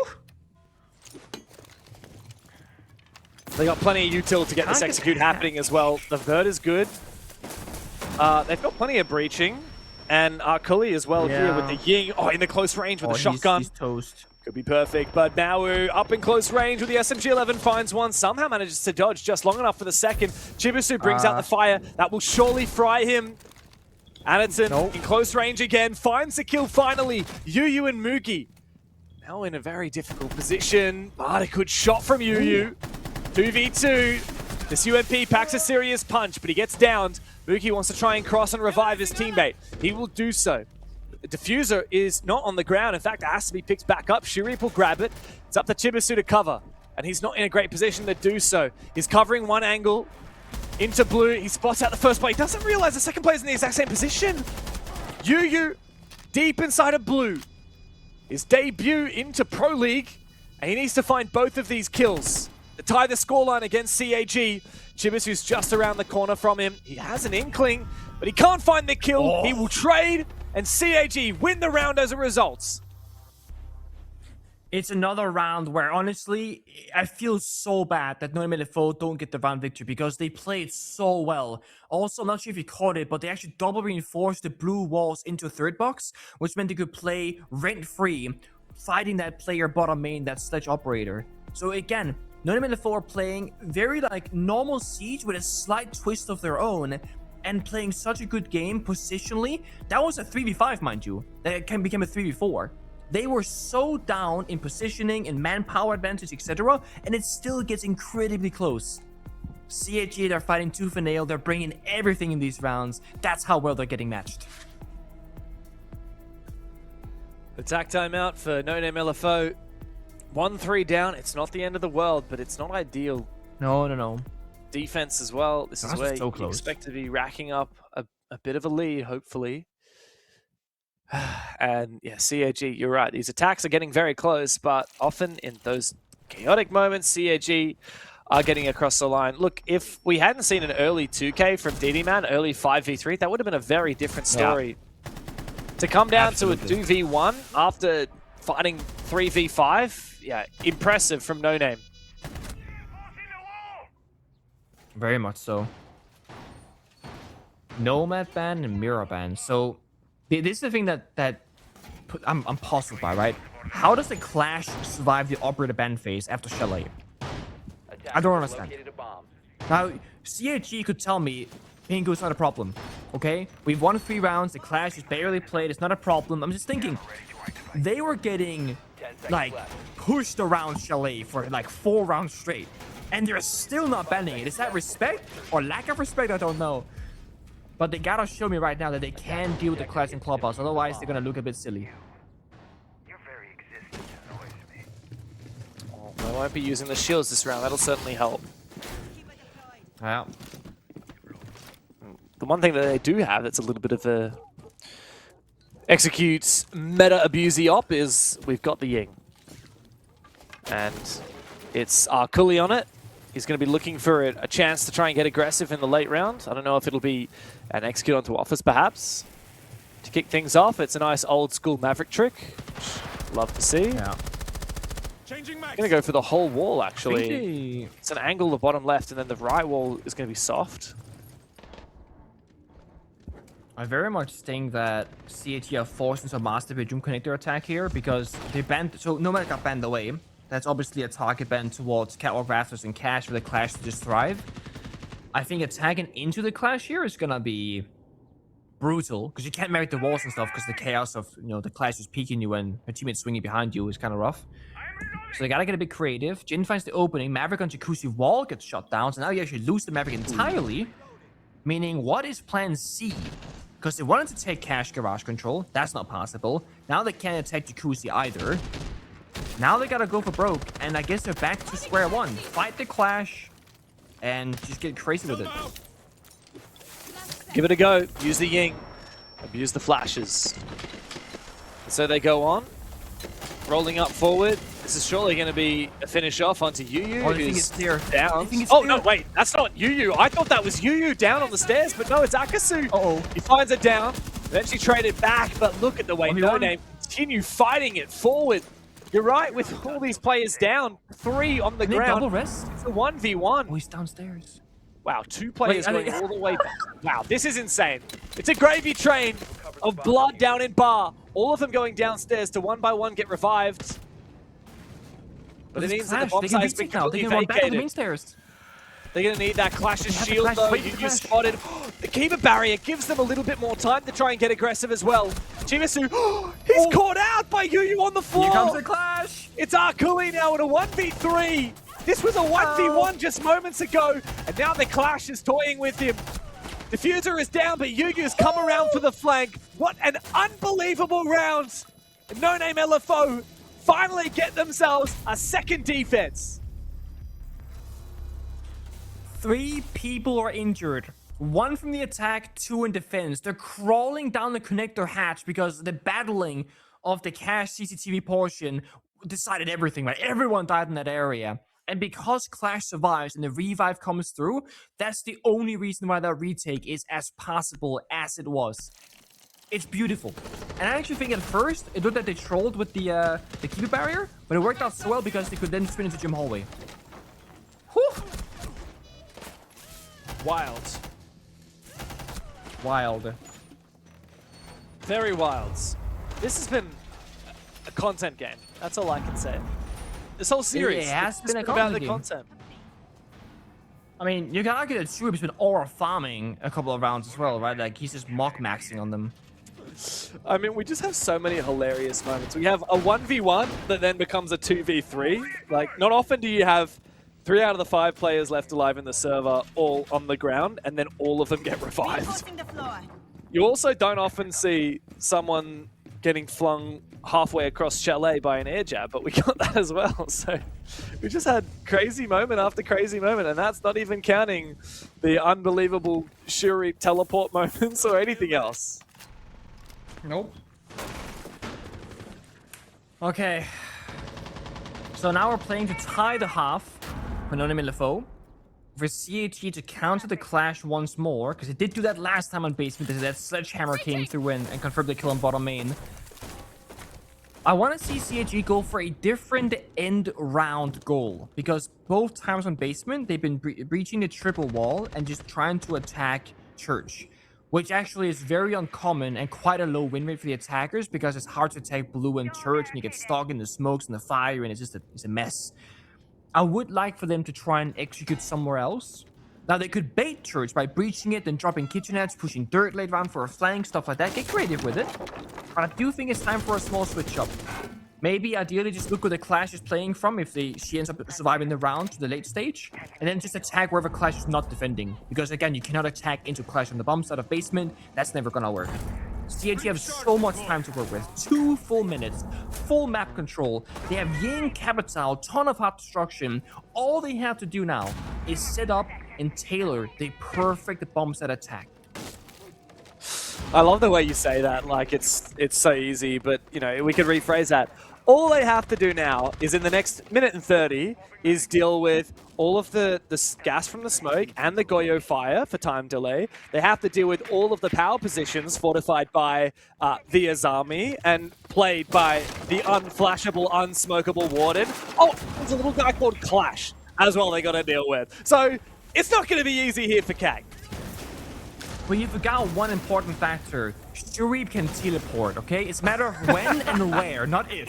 So at one point, he's gonna just be in the middle of the bomb site, get 2 kills, and off that chaos, CAG will push in throughout that bomb site. They got dirt open, all the hatches, verticality. The one thing they can't do, they can't raw drop down a hatch. They'll die mid-air. They have to either Yink and Dilla spam, or...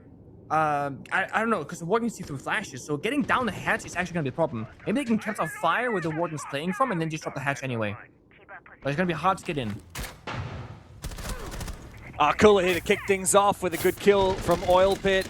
He takes down Yu, no more Go to worry about. This is where the push can come through, but what is this retake up the stairs? It's both the Clash and the Warden. That's 2 of the operators that No Name LFO needed to try and fend off this executes. 2 of the best operators to try and fend off the execute, but both of them will fall. Now Jin is trapped all the way at the back of Arsenal, finally put down by Arkuli. It's all up to Akasu, makes it a 1v1. No diffuser to speak of. Shimizu has to go deep, but Akasu finds him as well. Another round for No Name LFO. They keep the fire going to CAG. They're creating so much chaos in the server, man. I don't know.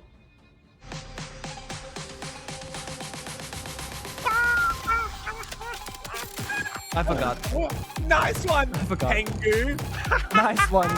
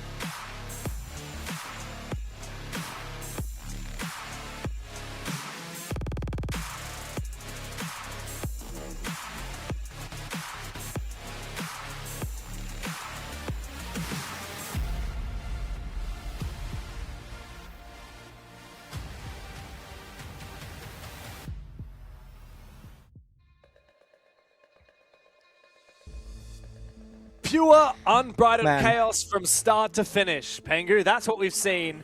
And No Name LFO brought it back. I don't know anymore. We're seeing things happening that don't happen very often, and maybe some people are gonna argue that it shouldn't be happening at all. No Name LFO are finding gaps, playing defense and retaking ground, and it's actually mostly in success due to the clash. On Chalet, they're hunting isolated attackers. Here on Clubhouse, they're retaking cash control, they're retaking main control, and while the push itself on Clash got countered last round by both the Clash and Ward behind the Clash dying, they create chaos, they create space, they take attention away from the people on the kitchen hatch to look for that main stairs flank. And they end up getting a round up partly because of that. It's a tied half. No Name LFO, who's been doing some different stuff today, some new scene strategies, if you will, have tied up CG in the second map and a half. They gotta show us what they can do on the attacking side and keep things as interesting as possible. Because I think hitting CG with these curveballs, it's paying off.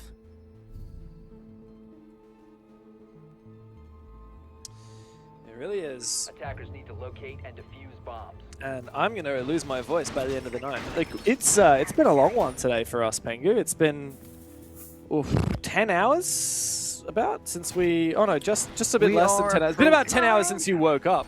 Because it was what, 3 a.m.? 3:25 a.m. or something like that when you woke about up? 10 hours. So it's been a long day of Siege, and for these teams, if they were watching some of the earlier matches, it's certainly been a long day as well.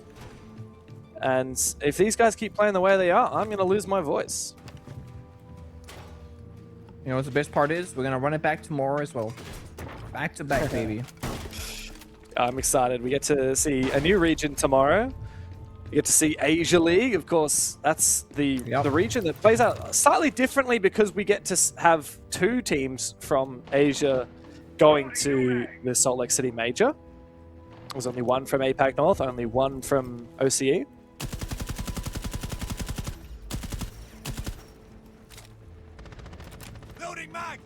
Just take a look here at the operator bands as well real quick. The Monty Grimm, the Kite Mira.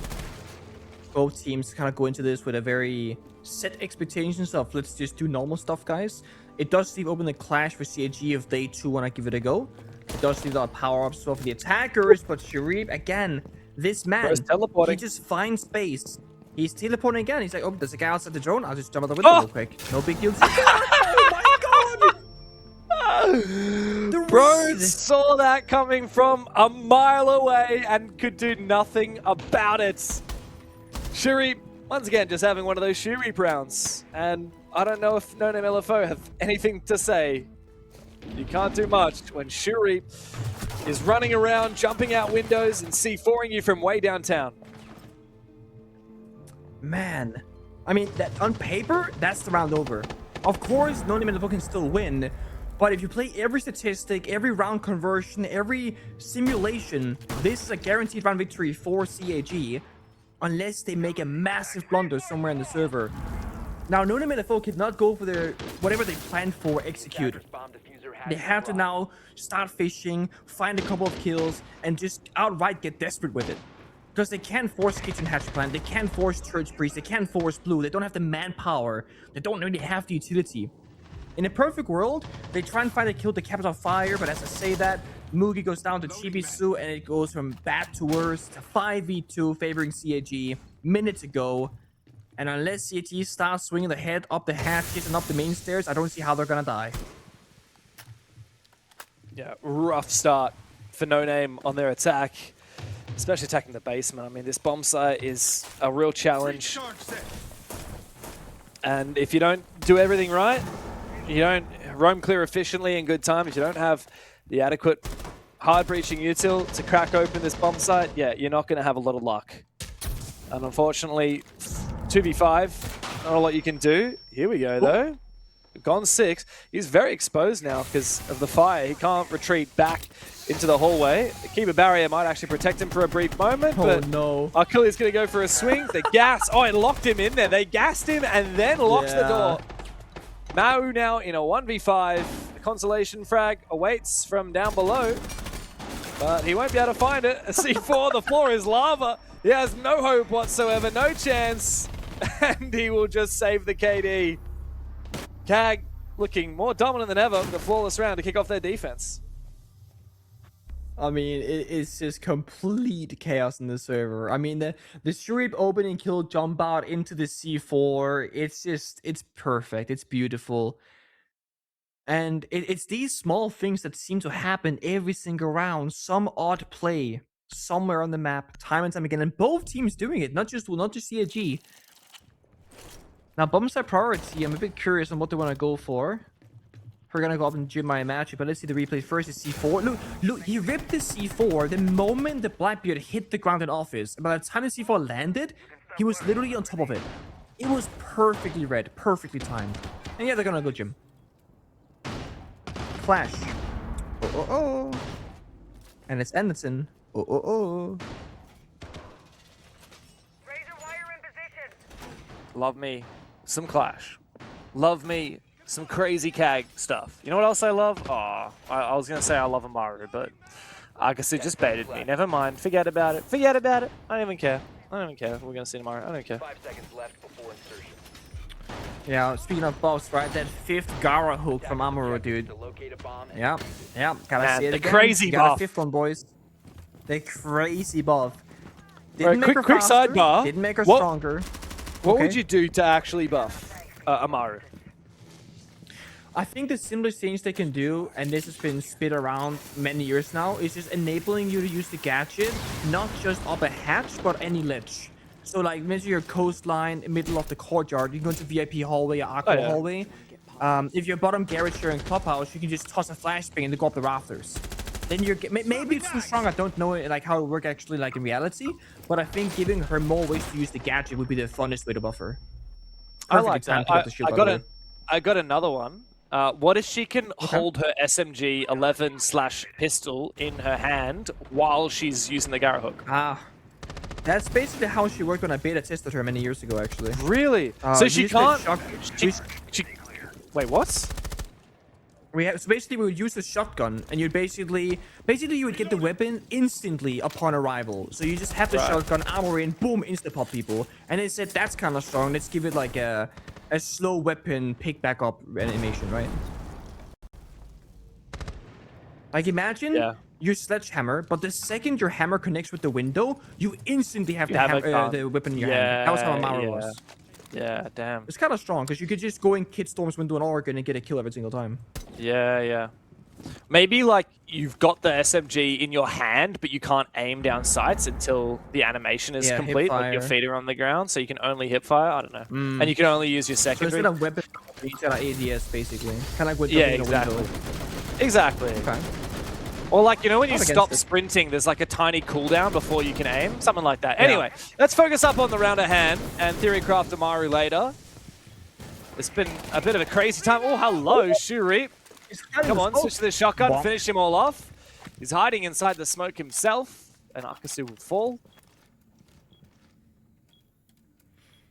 I mean, none of LFO, they're not doing anything bad, but they're losing out in the craziness right now. CAG, they're just picking up the kills and coming out ahead every single time. There's a guy below in pool table watching this Jumbo jump in, so Clash is completely baiting it by just being on that keeper saying, I can shoot you. What are you but doing? This guy, he can. Yeah, I mean, Jin did not clear below the hatch, did not clear even Shurip's position before going for that. Anderson's in a great spot now. Oh, great pre-fire as well. And Shurip's got the 90-degree angle. Yu falls as he jumps in. And No Name LFO struggled a lot more on that round. CAG now locking in 2 defenses in a row. They're starting to build a little bit of a lead. Kind of a small thing that happened that round that I think had a really big impact.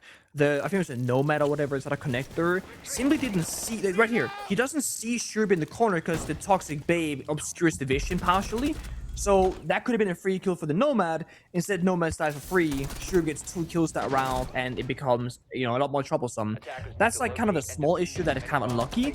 The thing that isn't unlucky is they never drone bar. They never drone pool table. So when Ace jumps in gym window, you're thinking, boys, I got a free gap right here. Jumps in, instantly dies to Jaeger downstairs in bar. That happens sometimes. But it does feel like No Name LFO are either skipping a few steps here a little bit and getting punished by CAG, or CAG is simply just pressuring them so much earlier in the round that they don't have enough like awareness or tools or drones to make sure that they play perfect siege. And again, they get punished twice. Often if you get punished twice in a round, you lose the round because you're down 2 or 3 players or you can't breach the wall or whatever the punishment might end up being. So, no name LFO, honestly, nothing major standing out to me in terms of what they need to fix. It's just about tightening up those small details.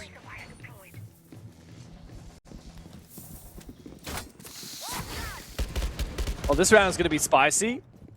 I see one very normal operator and 4 bits of chaos. So we got Thermite, because you got to open some walls. But once you're done opening walls, we're going to throw down a million smokes. We have smokes on every single operator except the Blackbeard, who has grenades. And we've got 2 shields. And we've got 4 flashes, 4 candelas from the Ying. They might just rush this. CC window, 2 guys breach, glass, Garrett's door, or let's go breach as well. I think they're gonna rush it. So Black, there was a guy on the window earlier, but he's left. This isn't a Rooney game. What? Sharif's just run out and killed someone though. Yeah, this is not a good look. Oh my god.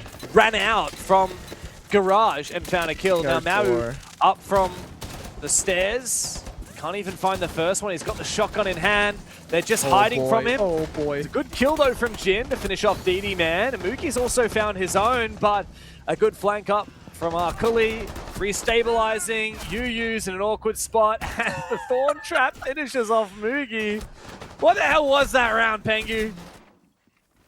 Well, okay, a lot of things happened, right? I think let's boil this down to the simplest form. Shuri teleporting Garrett's door, running out, killing the glass right before the breach is opened, it screws the entire round for no name LFO. They bring 8 smoke grenades, James. 8 smoke grenades. Who gets enabled by that? The glass. Who died before the wall was opened? Right before it opened? Glass. It's again, Shuib has this ability to be in the right spot at the right time and get these incredibly high value kills every single round, it feels like. And after that, I mean, they still commit to the play. By the way, I respect the hell out of that because the play was cooked from the beginning and they low-key made it work for a little bit, but then it ended up the same way that you'd expect. They kind of just lose because they're getting overwhelmed and overrun, not having enough manpower. But how you run out Garrett's door with 4 people on the platform, I don't know. I don't know how that happens, frankly. Attackers need to locate and defuse as many bombs as they can.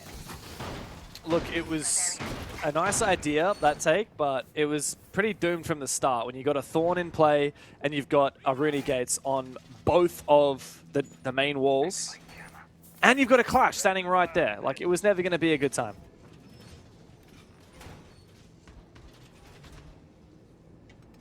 Am I crazy, or do you hear Clash's taser right now? I do. So I've had this instance in ranked before, so essentially, yeah, exactly.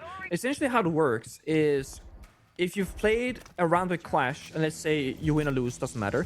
The next round, where the Clash died or put down the shield is still there. So there's somewhere on the map, maybe in Connector, where the shield is sapping continuously forever as a ghost. It's haunting you, literally, in the server. So it's somewhere on the map. Ghost of Clashmas past. That's it. I can still hear it. And the thing is, as far as I know, so can the players, because I've had it as a player in a server a few days ago. Oh, it's kind of funny. Maybe less funny in a Pro League match, but it's kind of funny because it's like, why do I hear a Clash, but they're not playing the Clash? Like, what's that about? The best players in the world need to be able to focus up on the task at hand and forget about any distractors, whether it's the crowd roaring or, you know, some random ass audio that you're hearing. Just need to be able to focus up. That's what it means to be the best, and these teams need to lock in now. Most of all, no name LFO. They've just lost 3 rounds in a row. They haven't found a single round of attack, and Jin's just taking a bit of damage. Shurip continuing to just teleport everywhere. You see him. He's in flow state right now. He's weaving and warping, beeping and bopping. Top floor office, hatch open. They see the punch holes.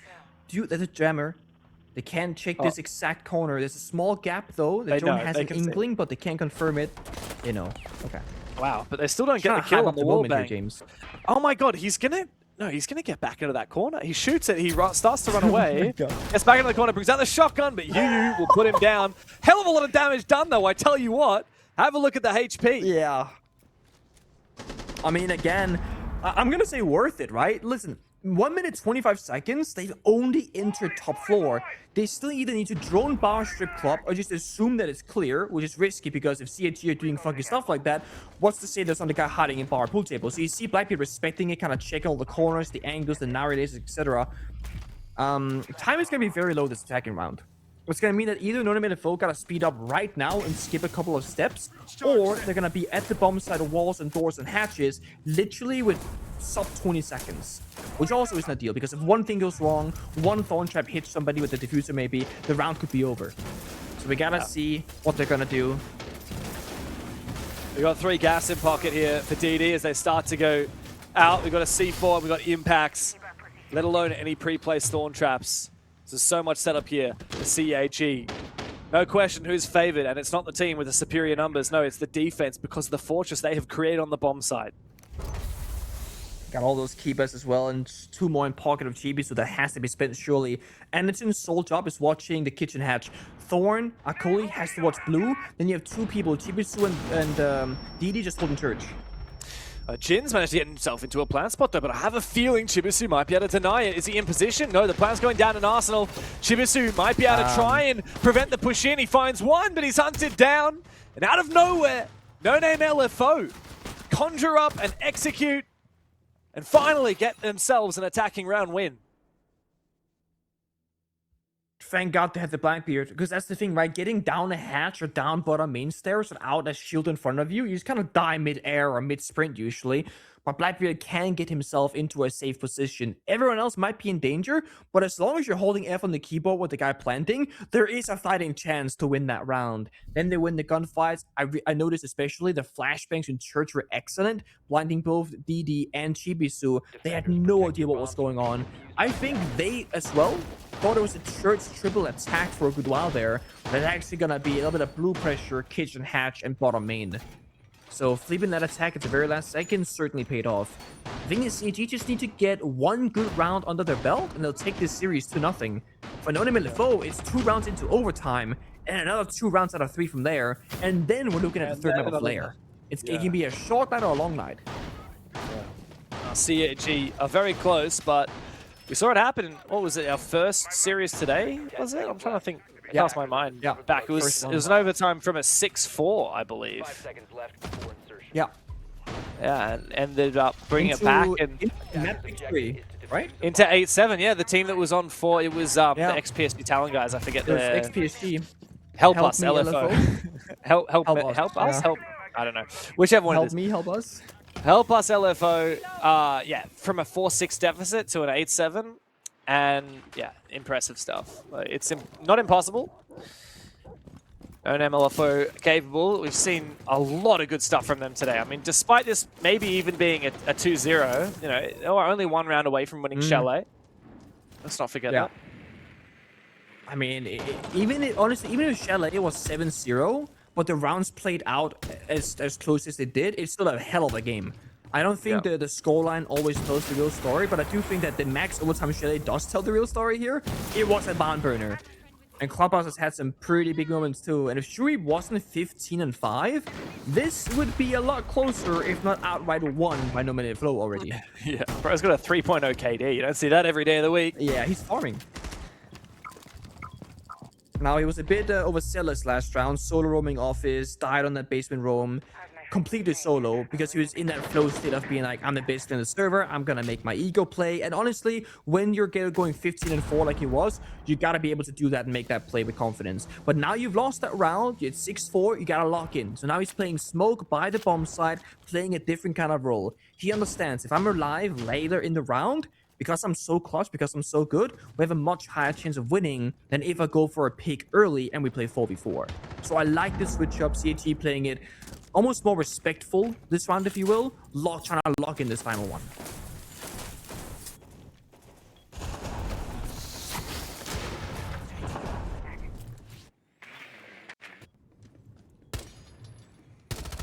E36 has spent, E36, No Name LFO has spent a lot of time preparing for this, but they haven't found their chance as of yet. Ooh, the nade misses. Oh, the nade. That's awkward, but Mau does find his kill. Out comes the M762, out come the concussions, and here come the crucial shots as well. CAG are dropping one by one. If there's any time to spring into action for Shurip, it's now, but he gets caught off guard. And now Didi, the ex-coach, has 5 players to find. Yu on the grounds. And Didi finds injured. one. Winnable. Yu got injured from that thorn trap. No case. Who's got that diffuser? Who had that diffuser? Oh, it's on the bed. It's on the bed. Finally, the finish off onto Yu. And the drone likely to be finished off as well. This will be a massive clutch if DD can get it done, but Jin locks him down, holds the line, gets the diffuser, and falls back. A big kill and a much needed round for No Name LFO, forcing the tactical timeout call from CAG. CAG not holding CCTV, connector, giving up a lot of map control for free. Just expecting No Name LFO not to have that bomb site execute possibility. But that gym upside down window rappel is actually tearing apart CAG. They're always playing by that, I don't know, the workout station, whatever you want to call it. And normally it's a very safe position because if you're on that gym window, you can't be spotted. But if you rappel upside down, there is a gap where your head is showing. And this is the second time in this game so far where CAG has died to it. So it keep catching them by surprise. Granted, this time Asami did throw a Kiba thinking they were safe, but it missed the top right corner. So there was a slight gap for the angle to exist. So they call that tactical timeout, as mentioned. They get a minute to talk amongst each other and the support staff. Mr. Sparky to see what they can conquer up here on the final or potential final round. We're going to go back down to church as well. Here's some replays from last round. Man, No Name LFO really put CAG to the sword. They would have had to have an unbelievable 1v5 to make that happen. But not to be.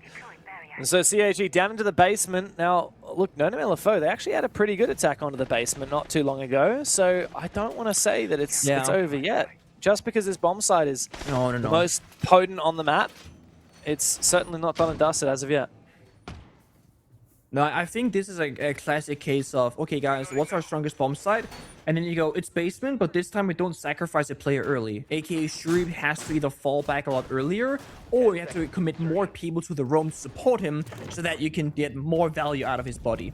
So, I like this call from CAG. I do think it's a sound plan. You're basically much saying that the strat is good, but we misplayed it slightly. And with these very small changes, we will get a different result. And also, I think Basement just has more to offer right now than Gym, unless you're good at playing Gym. And the way that No Name LFO are attacking it, it's just hard to defend against. And you're not going to want to go CC a bar, because that's crazy, right? Yeah. So it leaves you with just the Basement, but played optimally.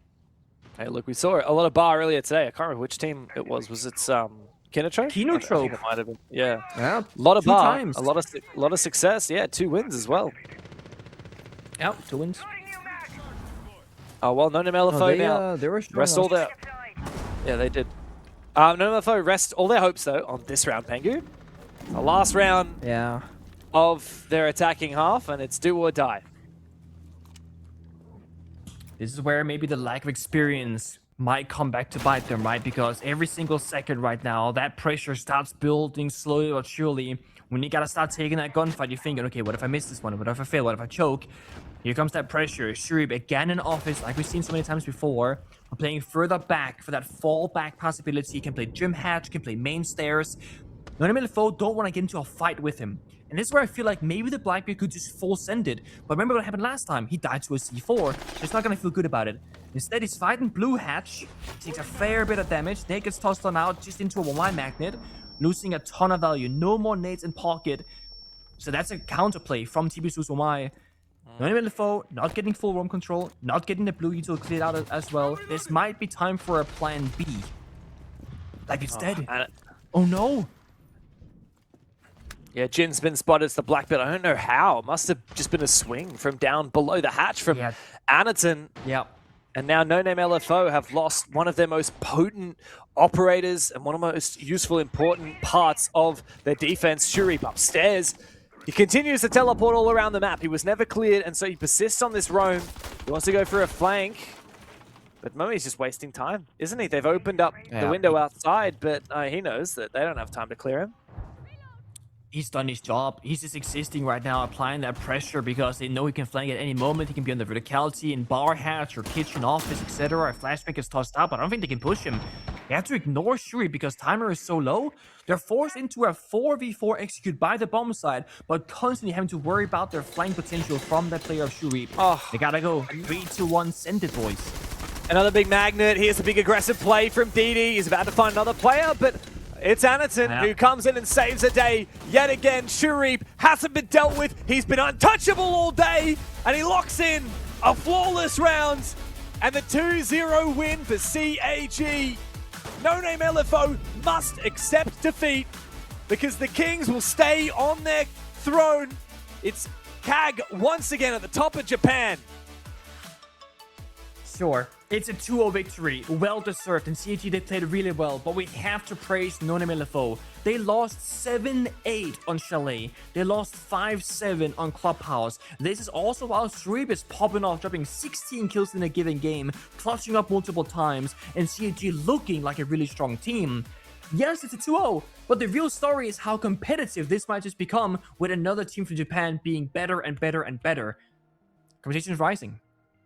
Yeah, there's no question. And look, these guys in No Name LFO, they came down from the Challenger Series, and they're putting a serious fight to CAG. They came up from the Challenger Series. Of course, after last year having a fair share of good moments, man, that was a highlight moment for me as well. Seeing Shuri use a sledgehammer to knock a clash back. A lot of clash today we've seen from many different teams, and this series in particular, utter chaos. CAG will march forward in the bracket, but they're going to have a really tough game up next. It's either D+, of course, one of the best teams in all of APAC, or BME. If D+ are able to take down BME are able to take down D+, then that is certainly quite a statement to be made for the underdog team. But yeah, CAG, a hard-earned victory here, but a victory nonetheless. So essentially, today we learned that CAG, Kinotrope, No Name LFO, all really high-level Siege, honestly. And it feels like Japan has had a really good... I mean, honestly, even Scars as well, to be fair. It feels like they've had really good roster shuffles domestically in their region, whereas Korea has just been a bit more limited. Maybe because there's this players not entirely certain, but it was a rough day if you're a fan of APAC North Korean-based teams, because they did not have the best showing today in comparison. Yeah, true. But of course, it's a good day to be a CAG fan. After not qualifying for the Sixth Invitational, Arkuli has made it here to our interview. Congratulations on such a good win, Arkuli. First of all, I have to ask, what's with your in-game name? Why is it not Arkuli anymore? I just wanted like a fresh name. A lot of Japanese people, they put U before the C, and it's kind of annoying. they name it ARUCULLY, which is not how you spell my name. Right. And sometimes they mistake me for Anaton because we kind of have a similar name, when you see it in game. So I just wanted a fresh name. So it was simple, Zaka. So we'll start calling you Zaka from now on. All right. No, Done you deal. can call me Zaka or Arkuli, whatever. Cool. I want to take you back to Chalet for a brief moment. You had a very big pop-off moment at a library mezzanine. I don't know if you remember, but you got a 3-kill, very quickly. Did you hear the player walking into small box to your left, or were you looking at the Selma charge and then flicked him? Because we're debating whether you heard the guy or saw the guy because of the Selma charge. I didn't even know. At first, I thought it was a teammate, and I just flicked him. That's it. Yeah. Was, and then I got 2 more free kills. Yeah. So obviously you guys played high level Cs today. I think you guys played quite well. But I also think a lot of praise to No Name LFO. I didn't expect much from them coming from, Challenger League up into Tier 1 professional play. How did you guys feel playing against them? Did they feel like a really strong enemy? Did you feel like you guys are rusty today? What was the feeling in the server between you and them? Well, I don't really want to gas them too much, but they actually played well, and it wasn't what we thought. They actually countered our aggressive pretty good. They actually played like more of a team than we know of. So yeah, we actually tried to play very hard today, but it was a very difficult match for us. So Look, Zaka, if I can call you by your new name.